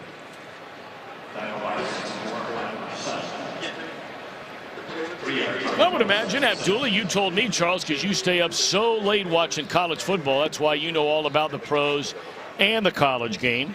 I guess Nebraska delivered the goods on UCLA last night, and of course Abdullah, a Nebraska Cornhusker. They ran 30 straight points. A 5-7 team in a bowl. Everybody screamed about teams 5-7. Ran UCLA off the field in that 30-point blitz. Big win for Nebraska last night. Stafford looking around, drops it off, and somehow, some way, a tackle was missed, and Riddick is able to pick up the first down. Was that Navarro Bowman who missed that tackle? Now this is unusual in and of itself. Watch Bowman and watch him go to the football. Okay, he's got the coverage. He's right there. How did he end up missing that one? That was a surprise. I don't know if he got caught betwixt between, meaning, do I play the ball or do I play the man? And that might have caused that little bit of hesitancy that allowed the catch to be made and then to run past Navarro Bowman. Capture that moment. You don't see it very often, Navarro Bowman missing a tackle. No. First down to the 22-yard line. And Abdullah getting the bulk of the carries on this first drive of the second half, down to the 15, a gain of 7. You see who was leading him on that play? Burton. Yes, 46 out of Rutgers. You know how they found him, Tony? In the bowl game that's going to be played here on Monday night. He played in the bowl game for Rutgers. Here's Burton now. Watch him lead. And the Lions brass saw him play that night and marked him down as a prospect and kept watching him through the draft process and ended up drafting him because they liked his play. He's really a fullback who should be wearing a 60s number and playing guard. And it should be noted he was a walk-on at Rutgers. So that's where he started his collegiate career and was undrafted to get into the pros. Stafford slings it off balance and incomplete. See, those are the throws and the plays where some say that, you know, football people get too nitpicky about Stafford. But there are those that really know the game that say that's a completion you could make if you just set your feet a little bit. And I think, yeah, and the tough part for him, felt like he was stumbling, had pressure, just wanted to make sure he got rid of it. The good thing is he got rid of it, either his back was going to catch that one or no one was. He wasn't putting it in jeopardy on that one. And I think the people who talk about that have never had 18 guys this size at 320 pounds running after him either, Tom. 18 Tony Siracusas coming at you. Just a bunch of guys wanting to kill you. False start. Offense number 75. 5-yard penalty. Still third down. 49ers are saying finally one on their team. Big Larry Warford, who hit the league with considerable oomph as a rookie. Okay, take a look at this one. The center's the only one who didn't move. So did the center forget the snap count? I would think so. Because everyone else took off. And Travis Swanson, the center, had his own ideas about the snap count. He's still in the same position right now. Never had to go back to the huddle, did he? Nope. 3rd down and 8. Blitz coming. Stafford gets it away. And what a tackle in the open field made by Tremaine Brock on Lance Moore, his first catch today. Are they going to go for it? On 4th down. I would think hard about it in this case. And you nailed it, though. A tremendous tackle by Brock. Because he doesn't make it, Lance Moore goes into the end zone. All right, they bring Burton back in. Undoubtedly, they'll set up in the I formation with Bell behind him. Now, whether or not they run it remains to be seen. It's 4th and 2. See, I think they're going to show heavy run here and throw the football. I know Eric Mangini's hoping they stay outside. That's one big thing.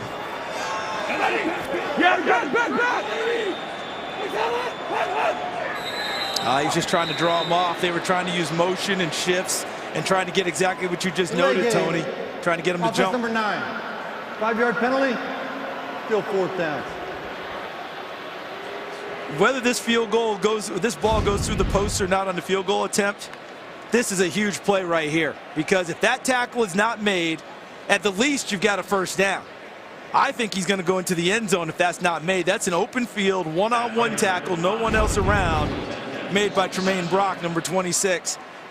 If they get away with only giving up 3 points here, they need to go over and thank him because he made the play.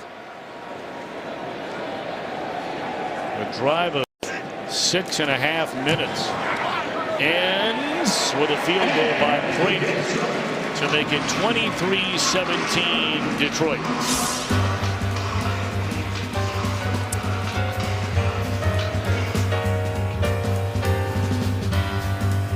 Sponsored by Southwest. Transparency. Low fares, nothing to hide. By Bud Light, the official beer sponsor of the NFL. By Microsoft Surface, the official tablet of the NFL. And by State Farm. It pays to double check. Talk to your agent today. Back in Detroit, Michigan. 37-yard field goal by Prater, who kicked a field goal to break the tie in the final second of the opening half, makes it a 6-point spread.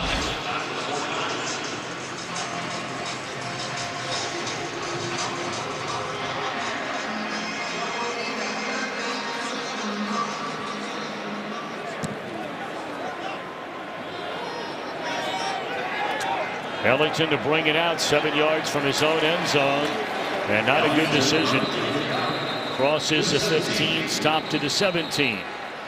There's a penalty flag right in the middle of the field.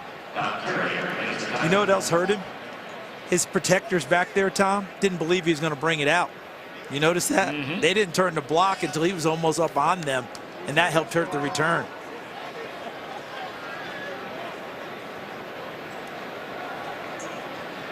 After the play was over, personal foul, late hit. Kicking team number 50, 15 yards from the end of the run. San Francisco keeps the ball. 1st down. That's Travis Lewis. So you had him inside their own 20. And now decent field position to start this drive. All right, Conference playing the Big East kicks off this week. And man, a good one on New Year's Eve on FS1. The number 6 Xavier Musketeers taking on number 17 Villanova. FS1 streaming live on Fox Sports Go. See also Seton Hall Marquette on Wednesday. Yep. That's where I miss Al McGuire. Oh man. Oh Can yeah. you imagine Al McGuire around the holidays, fired up and ready to go? And Ziggy Ansah has not had the same impact getting to the quarterback we normally see. Let's see what he does the rest of this game. 1st down. And Gabbard able to get back to the line of scrimmage. Big block over there. The 49ers are screaming for a late hit out of bounds. Well, there was a lot of contact there the last maybe 2 yards before the sideline. There's a lot of action over there, wasn't there? Sure was. One on a block. He tried to get over the sideline. So here comes a block there. That's Hain. And right there, the end of the play may be what they're discussing. Right at the end. You were talking about There's Ansa, two fouls on the play, on him. both on the defense. Holding. Defense number 24. That penalty is declined. Personal foul. Late hit out of bounds. Number 42. 15-yard penalty. Automatic first down. Isa Abdul Quddus with the fracture. So on back-to-back plays, the kickoff return, and now the first play from scrimmage, personal foul penalties against Detroit. That's 30 free yards, right? Yes, 30 free yards. Didn't have to do much for them. And now you're out there in a prime spot on first down. Torrey Smith hasn't really taken the top off the defense yet today, Tony. Nope, I haven't seen him do it. I would think very hard about telling him just go. If there's any opportunity. If you're going to take a shot, take it right here, middle of the field.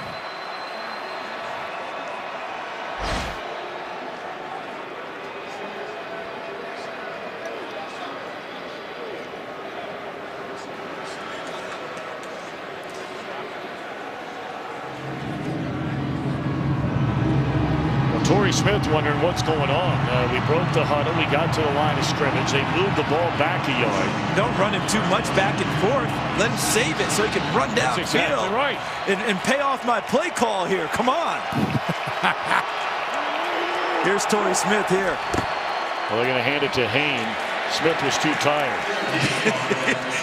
he went back to the huddle after he tried it back and said, hey, change that play.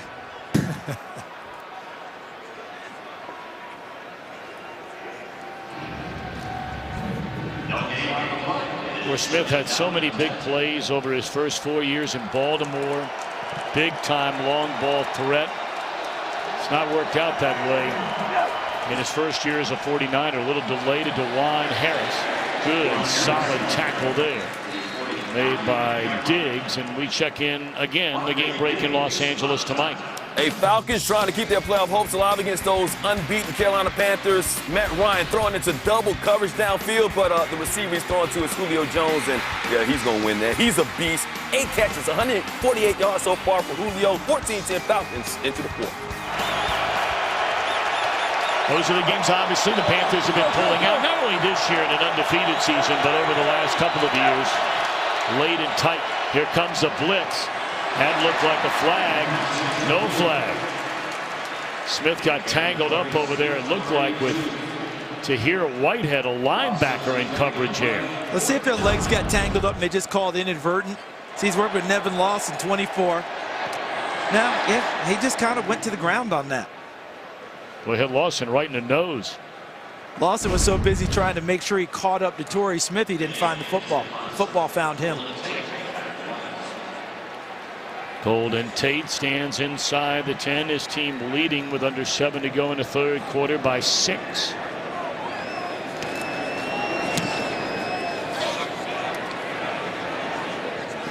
Fair catch in the 14, and that's where Matthew Stafford and the Lions will put it in play, leading 23-17 in the third.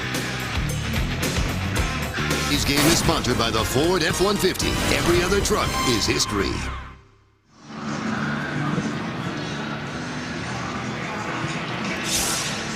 Welcome back to Detroit. These Lions trying to make it 5 wins in their last 7 games. Everybody, of course, has 1 more to go next week. First and 10, Lions.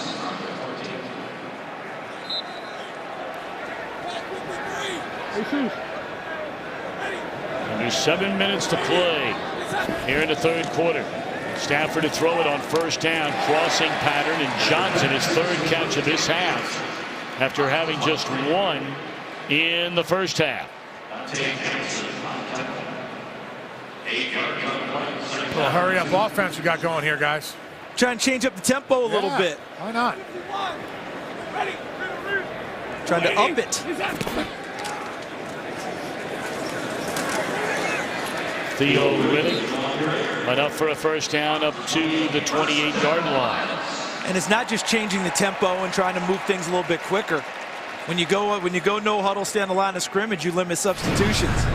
And if Eric Mangini wants to bring certain people in for certain situations, he's not able to do that because they're up on the line ready to go. Forces you to stay with the defensive guys you have on the field and play what they can play. Quick throw. Ebron, the tight end, and still on his feet close to midfield. Got a block from Lance Moore, and he's all the way up to the 48-yard line. See, this is why the Lions want to see more and more development out of Eric Ebron, because look at him. When he caught the ball, did that look like a tight end or a wide receiver?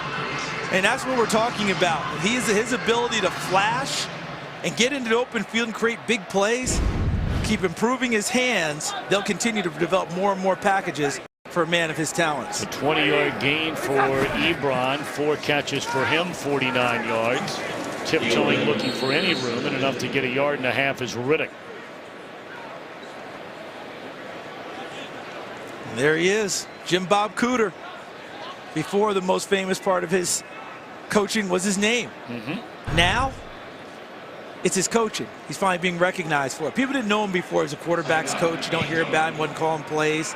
But he's well respected within the league, and Jim Caldwell and crew love the way he works with Matthew Stafford, which helped lead to his ascension to offensive coordinator.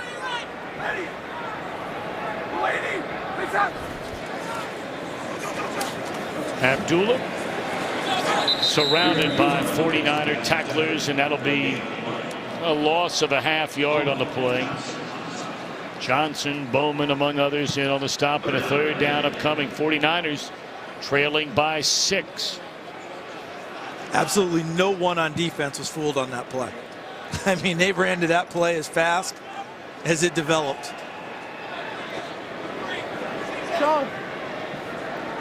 Neither team very good offensively on 3rd down today. And they're coming after Stafford. Off his back foot. Throws well out of bounds, incomplete. So out comes a punt unit led by Sam Martin. 49ers will get it back, trailing by 6 with 4 to go in the 3rd. Tony, those pressure packages Eric Mangini keeps throwing at them. Relentless. He's helped disrupt the timing at times, hasn't he? Yeah, well, listen, you got a guy like Calvin out there. I mean, you can just throw it up and he'll go up and get it. But if Stafford doesn't have the time to find him or get his feet set like we talk about all the time, the ball's going to go out of bounds like that, and it's a no play, and that's exactly what we're seeing right here. Punt. Ellington back at his own 10-yard line. Good punt by Martin. And a fair catch right at the 10.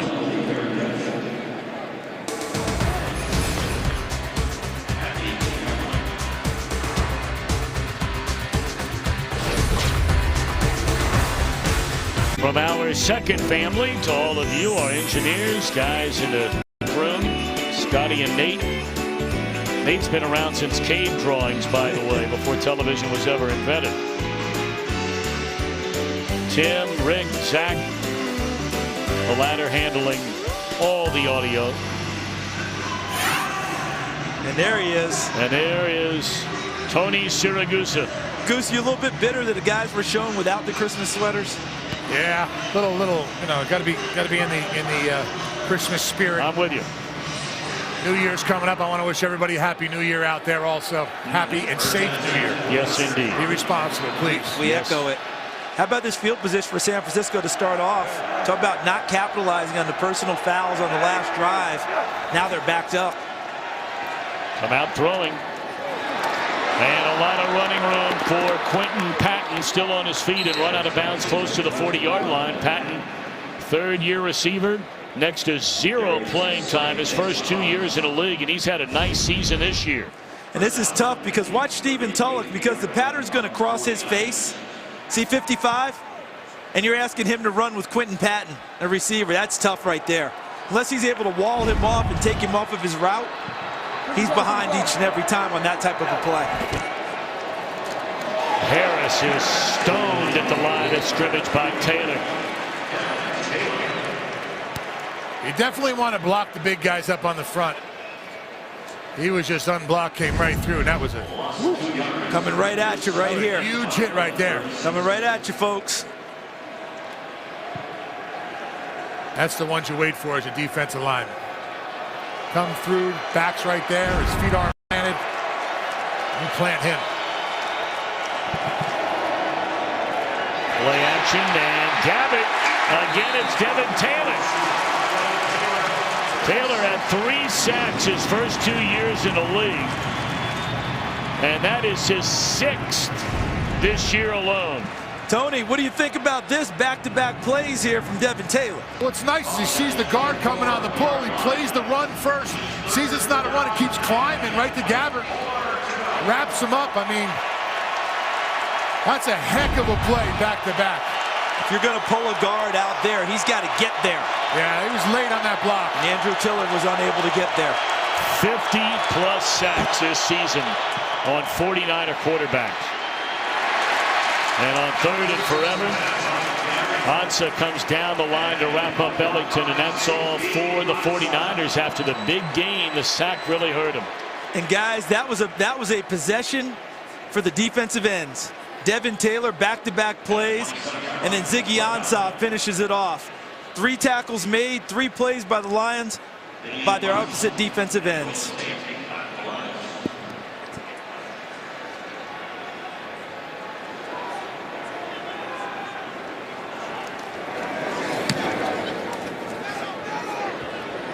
Fair catch by Golden Tate. Nearly contact there, and there was contact there. Boy, oh boy.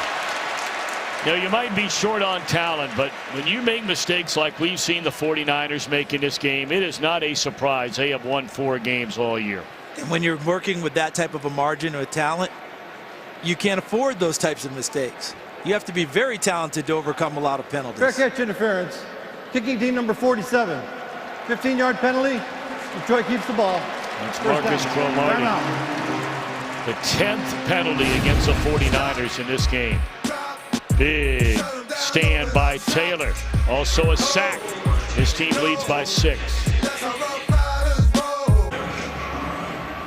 Well, they have picked up the penalty flag that was thrown a moment ago. Let's take a look at the coverage by Marcus Cromartie. He makes contact, but he's trying to get out of the way. There's no foul for fair catch interference as the defender was blocked into the receiver. Well, that's a question we were starting to ask. So there you have it. Thank you, sir. Blocked into him, couldn't get out of the way. Let's take another look. Here's Cromartie coming to you right of your screen, 47. And I don't see a block. Where's that? They messed that one up, I think. 49ers caught a break there. That should have been a penalty. First down carry by Joique Bell, a gain of 3. Blaine Gabbert so far today, 14 of 21, couple of touchdowns, has not been intercepted, but a couple of big sacks. One in the first half where he fumbled the ball, led to a Lions touchdown, and the one a moment ago there when they had a very good play on first down, a big gain on the completion to Patton.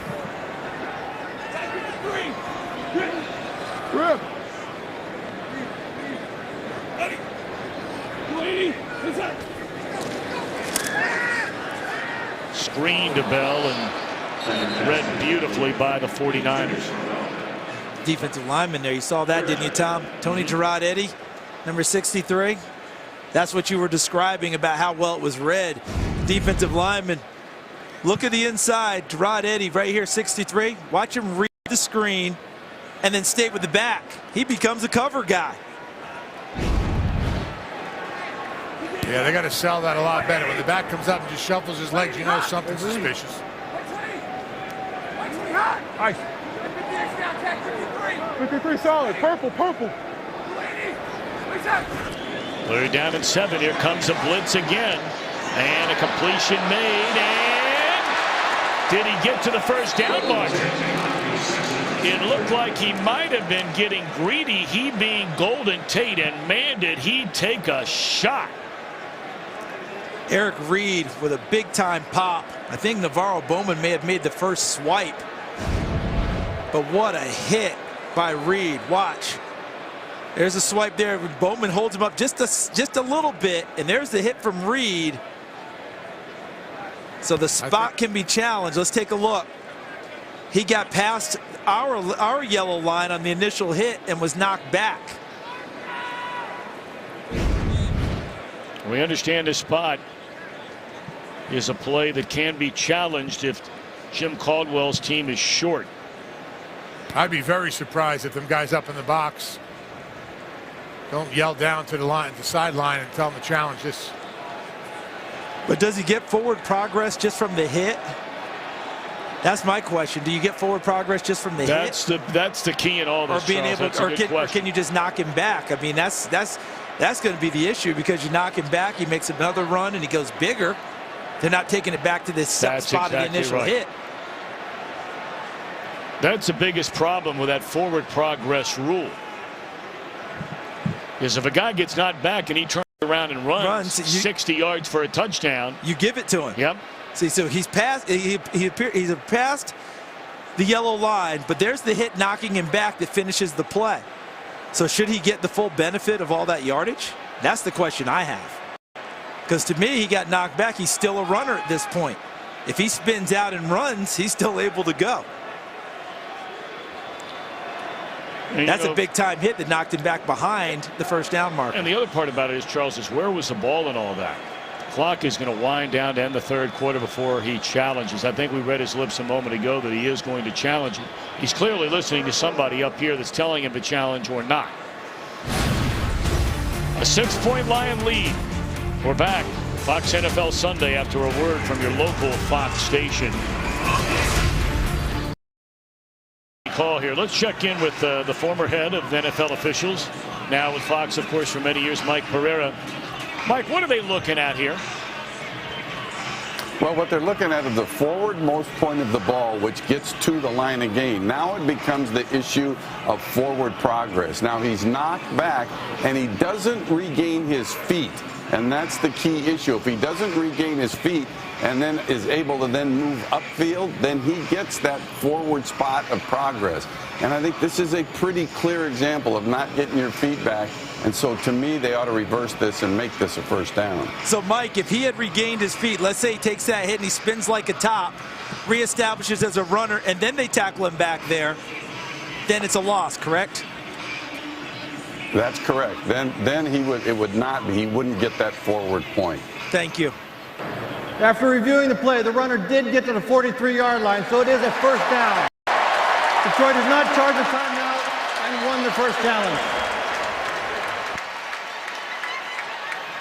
Mike, we appreciate that explanation because, you know, I'm a former defender. Tony's a former defender. Yep. We love the hit here by Eric Reid because it knocked him back behind the first down line. But your explanation tells us what we needed to know. He did reestablish as a runner. He was knocked off his feet. He got to the furthest most point. That's the yardage that he gave him. He earned that one. Thank you, Mike. Appreciate that. Mike Pereira's a man. Anything we ask him about, he's got it. He's dialed in. About fashion also. Oh, there's no doubt about that. You guys see that little handkerchief in the pocket? How perfectly. Listen, you know Mike's going to be looking sharp now. He's going to be suited and booted for every game, no doubt. Joique Bell on a first down carry after getting the call on the field overturned in the Lions' favor. So we begin the fourth quarter. Lions 5-9 on the year. 49ers at 4-10. Detroit a 23-17 lead. A very entertaining first half. Things have really quieted down offensively here in the second half. Just one field goal in the third. Hey, fuel. Saw. Abdullah run out of bounds short, it appears, a couple of yards short of a first down. You know, when they want to run the ball and be powerful, they often bring in Cornelius Lucas, do the Lions number 77, a backup lineman. But on that play, they used Tim Wright, a tight end who's not a great blocker, but a bigger body as the escort on that play. And that allowed the extra yardage to make it third and short for the receiver.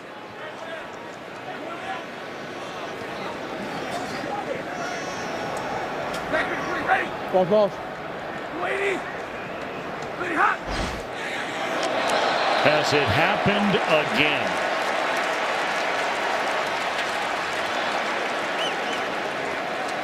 Neutral zone infraction.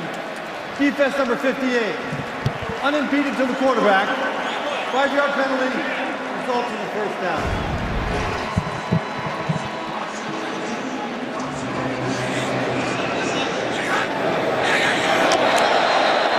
And even his teammates looking at the rookie Harold saying, come on now.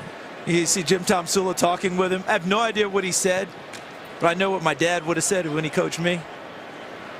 You make me look like we don't ever coach you. And we all know that's not true. I heard that a few times myself. Well, your dad must have been a real gentleman. He had a lot of patience. Anybody who knew my dad? Oh, boy. Looked like he ran into his own man. And Ahmad Brooks was standing right next to him. All the way back to the 42-yard line. And they got after him fast, too. Here comes Ahmad Brooks. But this was quick. I mean, he just goes right through the upfield shoulder of Riley Reiff and went right to the point where Matthew Stafford wanted to set up, and as Stafford tried to spin away, because Stafford didn't see Brooks, what he saw in the middle was Ian Williams, and he wanted to spin away from him, and instead he spun right back into Ahmad Brooks, who had a great pass rush upfield. Well, that's like looking over your shoulder at a house. Ian Williams is coming out. Yeah, avoid Ian Williams. That'd be a smart idea. Across midfield reception made by really. That's what they say about you, Tony. They look over your shoulder and they see you coming. They got a lot more beef. You know what I'm saying? You don't want that. Yeah. You don't want that big beef laying on you. No. Want to get that in a cage. I used to have a lot of that. Now I'm wearing Spanx. And a lot better about myself. Squeezed in, you know. You're looking sharp down there, big man. I appreciate that, Thomas. Indeed. Got good eyes.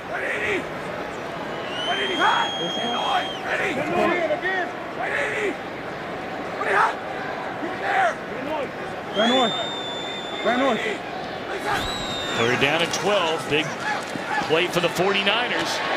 And they convert. It's Johnson inside the 20-yard line. So on 3rd and 12, Johnson a big catch. Guys, if we had money for every time we heard a coordinator or a coach say we've got to win our one-on-ones on the perimeter, we wouldn't have to work anymore, would we? Well, that's exactly what Calvin Johnson did. He won his one-on-one on the perimeter against Kenneth Acker and turned it into a big 3rd and 12 pickup for a monster first down for Detroit.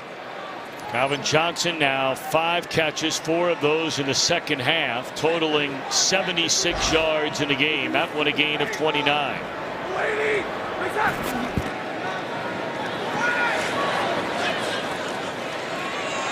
Lula falling forward for a gain of maybe 3. I like the way Abdullah's running, guys.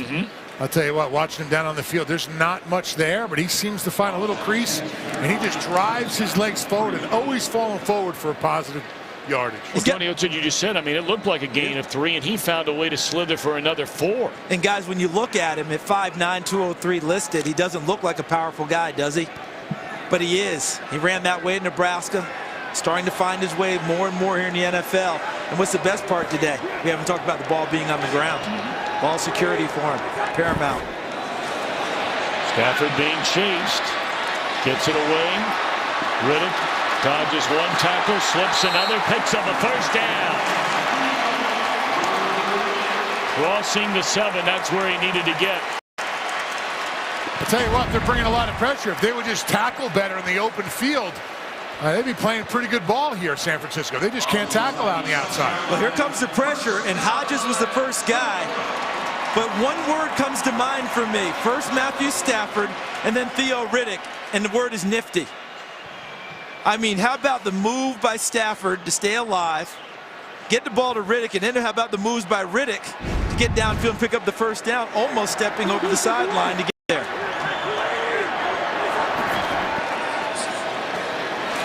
Joy Bell for a yard. 2nd and goal. If they're going to throw the ball, I think this is the down that they do it. Whether they run right off a play action or what have you. They're bringing Cornelius Lucas, who is the extra offensive lineman they've used for blocking, off the field. Burton, the fullback, has come off the field. This feels like a spread them out, throw it down. I'll tell you what, it's fun standing right behind his defense trying to figure out who's coming. Looks like they're bringing everybody. They're dropping, playing games. A lot of pressure with this defense. 12th play of the drive. Oh, boy. Had the defender turned around. Eric Reed. I think they wanted to throw a slant to Eric Ebron. I think they wanted to go in here. Watch how Reed defends it. Just takes it away. That had never had a shot because of the excellent coverage by Eric Reed.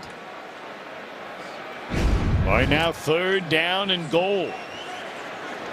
There are some huge games going on right now with major playoff implications. And we'll continue to update you from Los Angeles. Carolina is trailing by a point with 3 minutes to go in Atlanta. Stafford batted away and a flag comes in. And Tremaine Brock cannot believe it.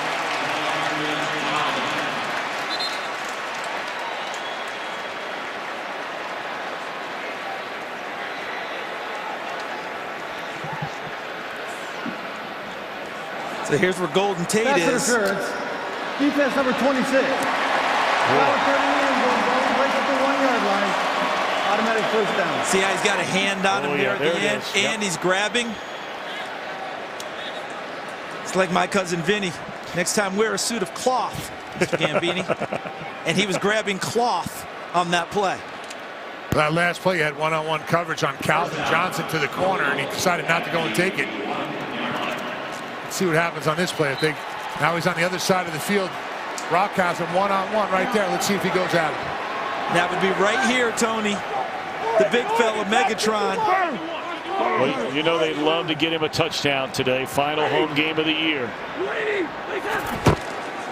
They're going to him. There it is.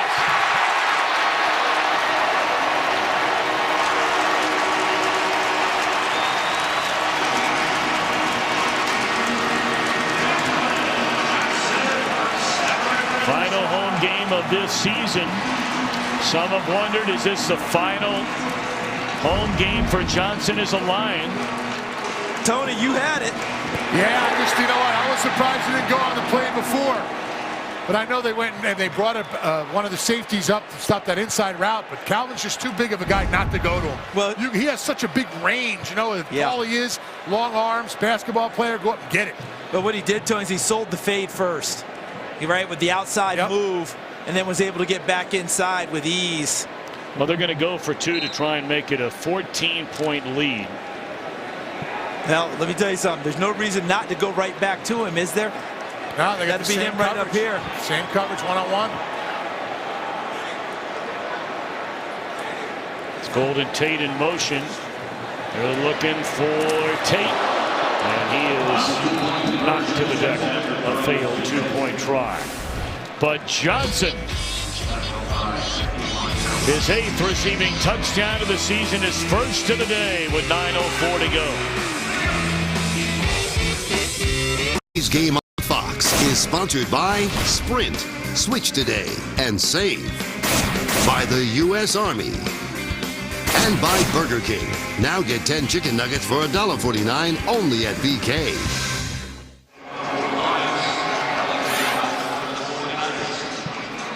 Calvin Johnson in the opening half, only 1 reception.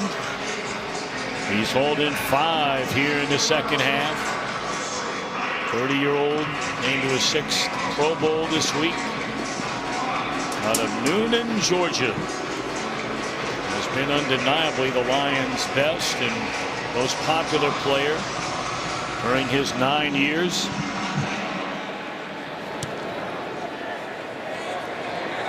Still enough time to go for the 49ers to get back in this thing. They trailed 29-17 after the touchdown reception by Calvin Johnson.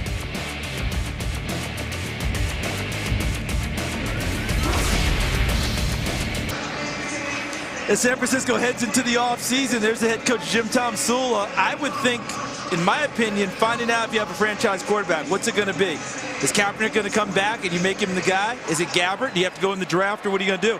Improve the O-line. Joe Staley's great. They got to get Alex Boone back from injury. They need help. and brilliance, direction, and cohesion. Front office, ownership, head coach, all the way down. How are they going to play from here on out?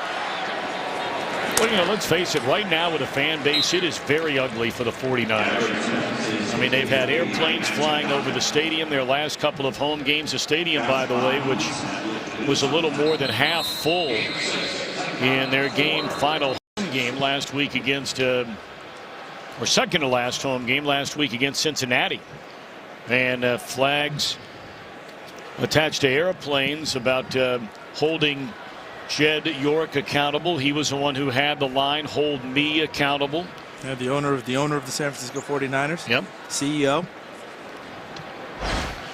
And of course, it all goes back to the entire Jim Harbaugh situation. You know, the 49ers, you know, they morphed from one of the NFL's elite teams, 3 NFC title game appearances, a trip to the Super Bowl. Then they went 8-8 last year.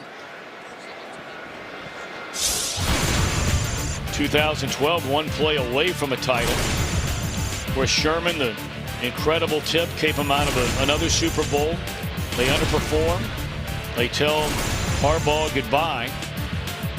They bring in Jim Tomsula. And in fairness to Tomsula, you look at all the players that either left as free agents, those that retired, those that were suspended. And he wasn't given the same kind of artillery, if you will, as Jim Harbaugh had all those years. Not nearly the same team. Tahir Whitehead with a big smack there.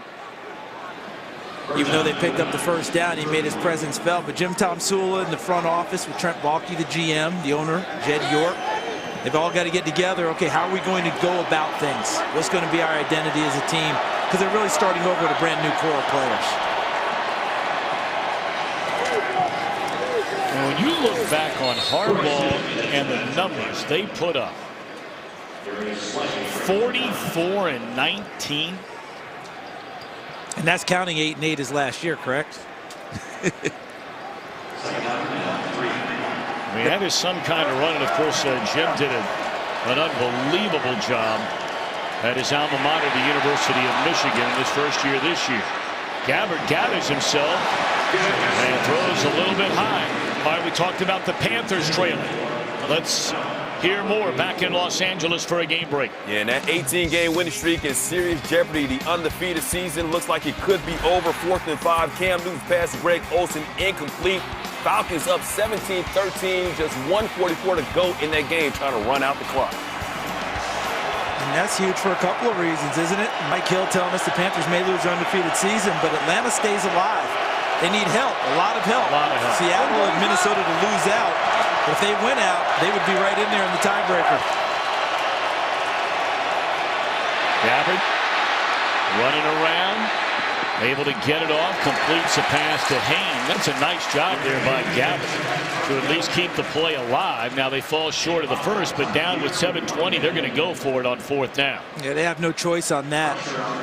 I think Blaine Gabbert's athleticism is underutilized in so many in different ways, and I think for him, he might want to change his mentality a little bit when he does break contain and sometimes run and pick up those first downs. It's great to keep the play alive and throw it, but defenses go crazy when a quarterback hot puts it out of there. And it all depends on that forward progress.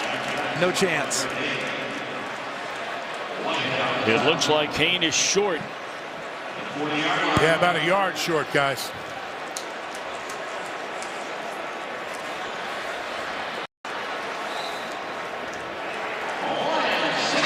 And the Lions will take over. You know, we talked about it earlier about running a route to the first down marker. Once again, they run it a yard short and don't get it.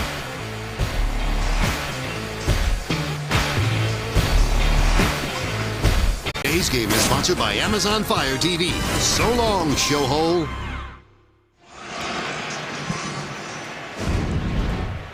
Anquan Boldin, we watched him on replay in the timeout. He really wasn't a primary part of that play. I think he's just tired of losing. You know, he's like, enough of this. Either throw me a pass and let me make a play, or let's call something that gives us a chance, because that play really didn't have a chance to get a first down. Well, you know, you back up for a minute and put yourself, and look, nobody's going to feel sorry for Anquan Boldin. He wouldn't want anybody to feel sorry for him. He is truly one of the great competitors who's a good guy and is not the proverbial diva oftentimes we talk about with wide receivers. This guy is a gamer and a team guy. Shows he cares. It shows he cares just by his facial expression. We come back. We'll ask the question. Think when he signed with this team. Well, Charles, just to finish your thought on Anquan Boldin, it's a second down, and this one all but with 6:40 to go. A huge mountain to climb for the 49ers, trailing 29-17. Hey, watch it. Good protection. Nice tipped catch made by Riddick for a first down inside the 30. Great catch and run after the ball. Way to protect the ball. Watch how he wraps his hands around at the end of this run, Charles. And Tony is a defender, and when you're getting ready for a team like this, you probably don't treat Theo Riddick as a running back in your game plan, do you? You treat him more as a wide receiver, don't you? Yeah, absolutely. And this is what he does best. Run routes, catch the ball in open space, and turn it into first downs.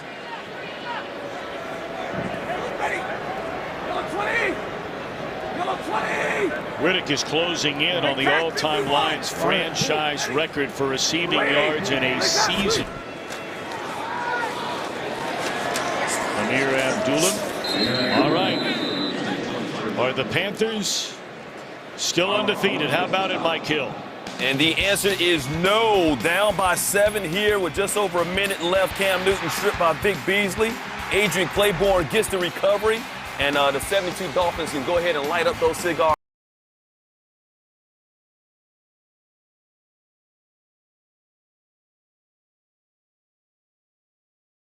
I think Mercury Morris will be cracking up the champagne and the whole deal. He can't wait.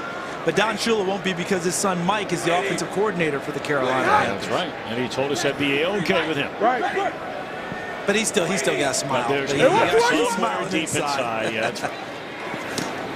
Abdullah slips by Reed, wrapped up at the 19-yard line. I want to finish the thing real quick, though, about Boldin.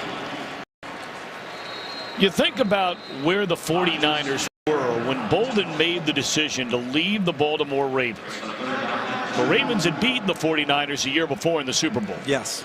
And then he decides, you know what? That 49er team's pretty good. They got an exciting quarterback, right? Yep. In Colin Kaepernick. They've got a great head coach. They're a franchise on the come. Defense. And here you are 3 years later. And you've gone from a title game to 8-8 to on their way to their 11th loss. He got his first career catch in his first career game. What a game for a debut. September the 7th, 03. Then as a Cardinal. 10 receptions. Still a career high 217 yards. And 2 touchdowns. This may surprise some of you. The number of games it has taken Boldin to get to 1,000 receptions and how it compares to others, and there are only 12 others that have reached that figure in their careers.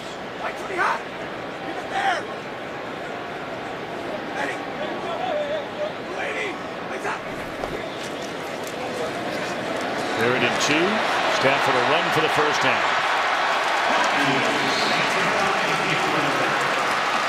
So where does Boldin rank in the number of games to get to 1,000?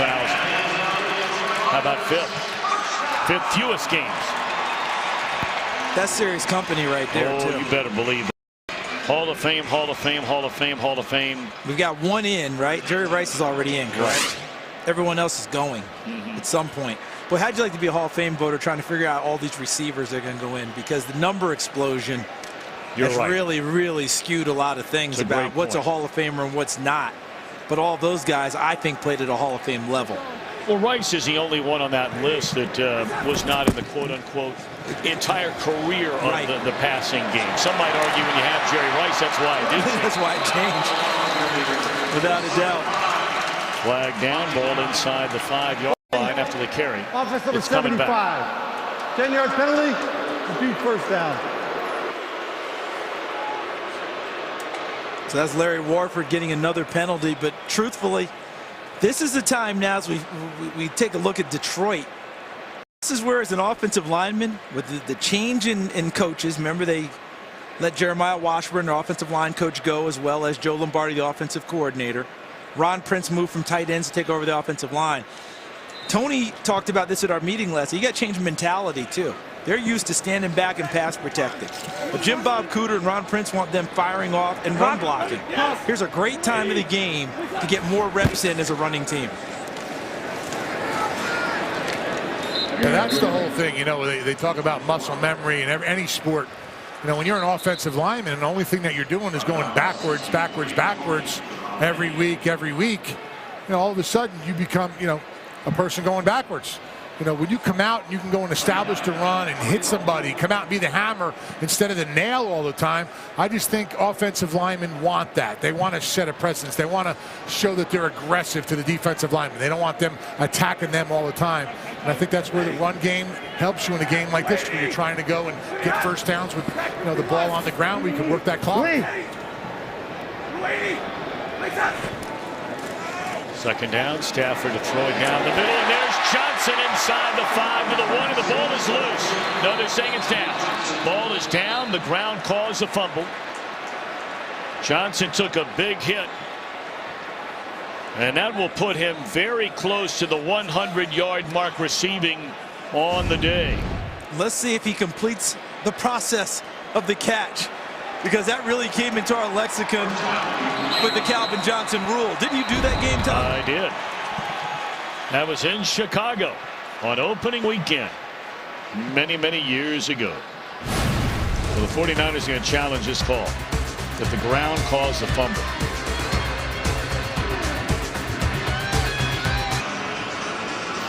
All right, Mike Pereira, we check in with you once more from Los Angeles. How do you see this? Well, they get to look at two things here. The first thing they're going to look at is he down by contact before the ball comes out? And you're actually going to see the left forearm elbow hit the ground first. So I think that puts him down by contact if it's a catch. And that'll be the second thing that they're going to look at. Is he going to the ground or is he on his feet? I think he's on his feet. Gets control, 1, 2, turns up field. I think this will stay as a catch and down by contact. We agree. Listen, I'm never going to go broke if I agree with Mike Pereira. All right? I'm going to be okay. Well, that all depends. After reviewing the play, the ruling on the field has changed. The receiver did not maintain possession when he hit the ground. It's an incomplete pass. It'll be 3rd and 20 at the 36-yard line. Charles, would you like to leave the money here or in the car? I'll just hand you my wallet now. Here you go. I don't understand that. Take it. Please reset the game clock to 2 minutes. Yeah. Mike, what could it possibly be? Could the ball right there where it's moving? Is that possibly why they say it's not a catch? No, I really think what they determined is that he was going to the ground and was not a receiver on his feet. That's the first question that has to be asked, you know, and to me this is that one where he has actually got both feet on the ground with control and is turned up field. So I would have liked this, since it was ruled a catch on and the down field by contact. I think they'd have been wiser to stay with it, because there's clearly an element of doubt, but not enough to me to change. Hey, Mike, before we let you go, I want to ask your opinion on this, because you're so dialed in, maybe more than anybody in the game of football today. There has been so much talk. Pivotal moments going back to last year in the playoffs. It was talked a little bit about this year, and some things sort of, you know, carved up here and trimmed up there. Do you think this whole definition of a catch will be looked at again by the Rules Committee / ownership this upcoming offseason? Well, I mean, they've formed a committee to look at it now. There's some ex-players, James Thrash on it, an ex-official, Tom Finkins, on it. But they're going to talk about it again for the 5th straight year. So I'm not so sure what's going to come out of it. The thing is, I will say this. It's a very, very small amount of plays that get to this level where you get confused. And I think that right now, I kind of get most of it, except the upfront decision of trying to decide whether a receiver is on his feet or whether he's going to the ground. Yeah. And maybe they can look at that element and try to get some more clarity there. Okay. Thanks, Mike, as always. And that's going to be tough, because that play we just saw, I'm not sure what more you do than take 2 steps and get tackled and called on your feet. That's why I'm confused. That makes 2 of us. I mean, Well, you wouldn't want to, try to make a living betting against the opinion of Mike Pereira, nor would you want to make a living betting against the New England Patriots. The Jets just scored a touchdown in overtime.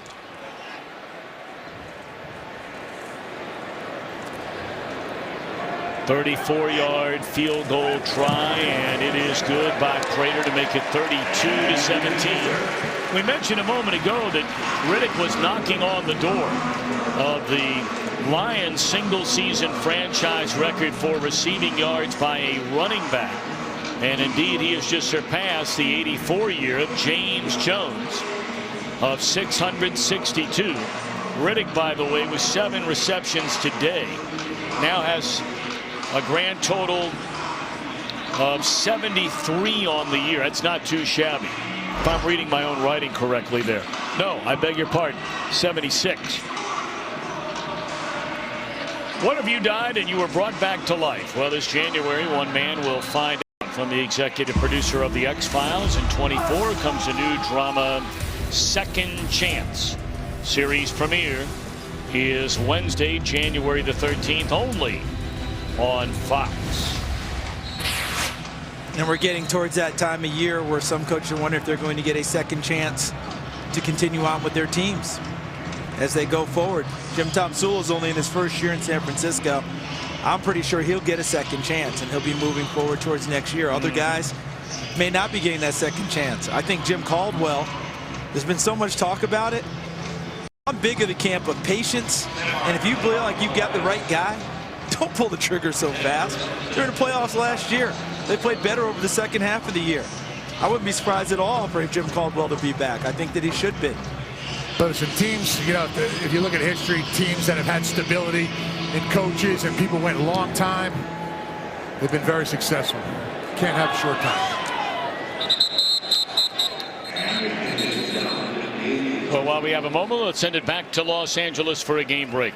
Don't forget America's Game of the Week. Most of you guys will see this guy, Aaron Rodgers, reigning MVP in his Packers, getting set to take on a guy who'll get some votes this year for MVP, and Carson Palmer and his Cards, which are still in the hunt for home field advantage with that Panthers loss in Atlanta today. You'll see that right after you guys are done in Detroit. Well, Mike took the words right out of my mouth there.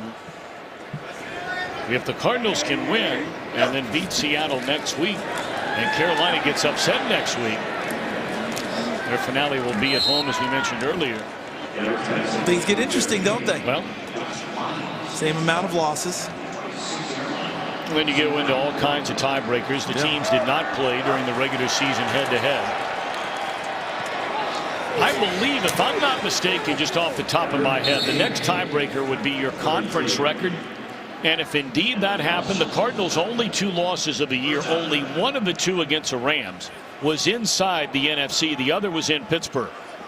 Should Carolina lose both of its games and they finish with identical records, both of Carolina's losses would be inside the NFC. Incomplete.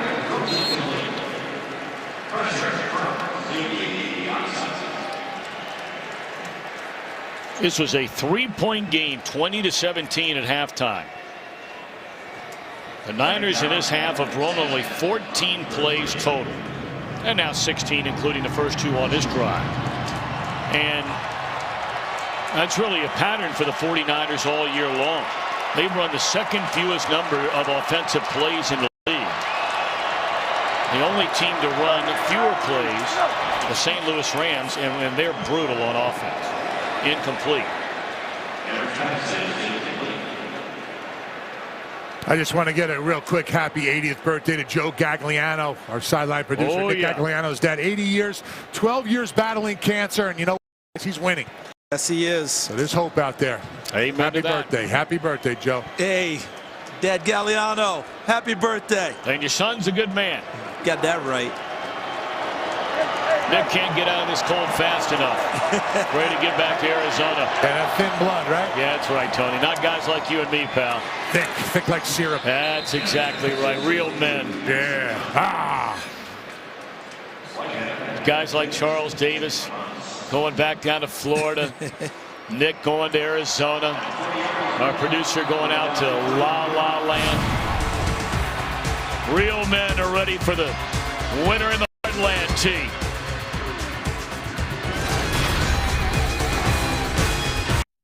Today's game is sponsored by Taco Bell's Crunchwrap Sliders. 4 full-size flavors, just $1 each. Charles, I'm going to ask you a question. Tony, I'm going to ask you the same question. We started this day wondering, was there a chance that Calvin Johnson was playing his last game as a Lion at home? His 4th down play in a 32-17 game with 2 to go. Gabbert throws on the run incomplete. We send it to Los Angeles for a game break. Jets-Patriots went into overtime. Now, the Patriots won the coin toss, decided to give the Jets the ball first. Bad idea because Ryan Fitzpatrick hit Eric Decker for the 6-yard score. That's your game winner. Thanks to the Steelers' loss, Jets now the 6th seed in the AFC and control their own destiny with just 1 week to play. Back to you guys. How about the job Todd Bowles has done in New York? But you go back to this 4th down play. Remember what I was saying earlier? Why didn't he just run it? There he goes. Look at that open space. Take off and go. Right out there. Go, pick up the 1st down. I know he's trying to be a passer. I know he's got guys downfield. But with that athleticism, he can sting defenses and keep the chains moving. All right, Charles, I'm going to ask you. Tony, I'm going to ask you. Is Calvin Johnson wearing a Lions uniform next year? In other words, do they kind of rework his deal like they did Larry Fitzgerald in Arizona? Or is $24 million against the cap just too expensive? They're going to ask him to rework the deal, I believe. I believe the Lions going to ask him, all right, look, you come back, but it's going to be this price. We'd love to have you. It isn't personal. It's just business. But we'd love to have you. The key is going to be, what does he think? Not just necessarily about the deal. Winning. Coming into today, they're 52-90 in his career. Winning, time's ticking on him. Does he try and get someplace else and win, or does he believe in the direction of where they're going? Right. I wouldn't be surprised in an upset. I think he's back here next year. Tony? I don't know. I think that he, his time here is well appreciated by the fans and everything, but I think Calvin moves on. I think that he looks and sees, maybe a team that is not building right now that is built, and they need some help at receiver. He can go in there, and maybe they have some other receivers where he's not going to get doubled all the time, and maybe try a new atmosphere. We'll see what happens. Very interesting. I don't mean to throw both of you guys on the spot. I know that's a tough question to try and answer, but Calvin Johnson, at least on this Sunday, on December the 27th, 2015, will hold his head high. Whether he is winning or losing, he always does. Johnson, 6 receptions, 99 yards in the game. Or no, I beg your pardon, 77. They took away the last one down by the goal line. But the Lions win it over the 49ers.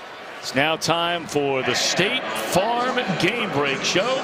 And let's send it to LA to Kurt Menefee. Happy New Year.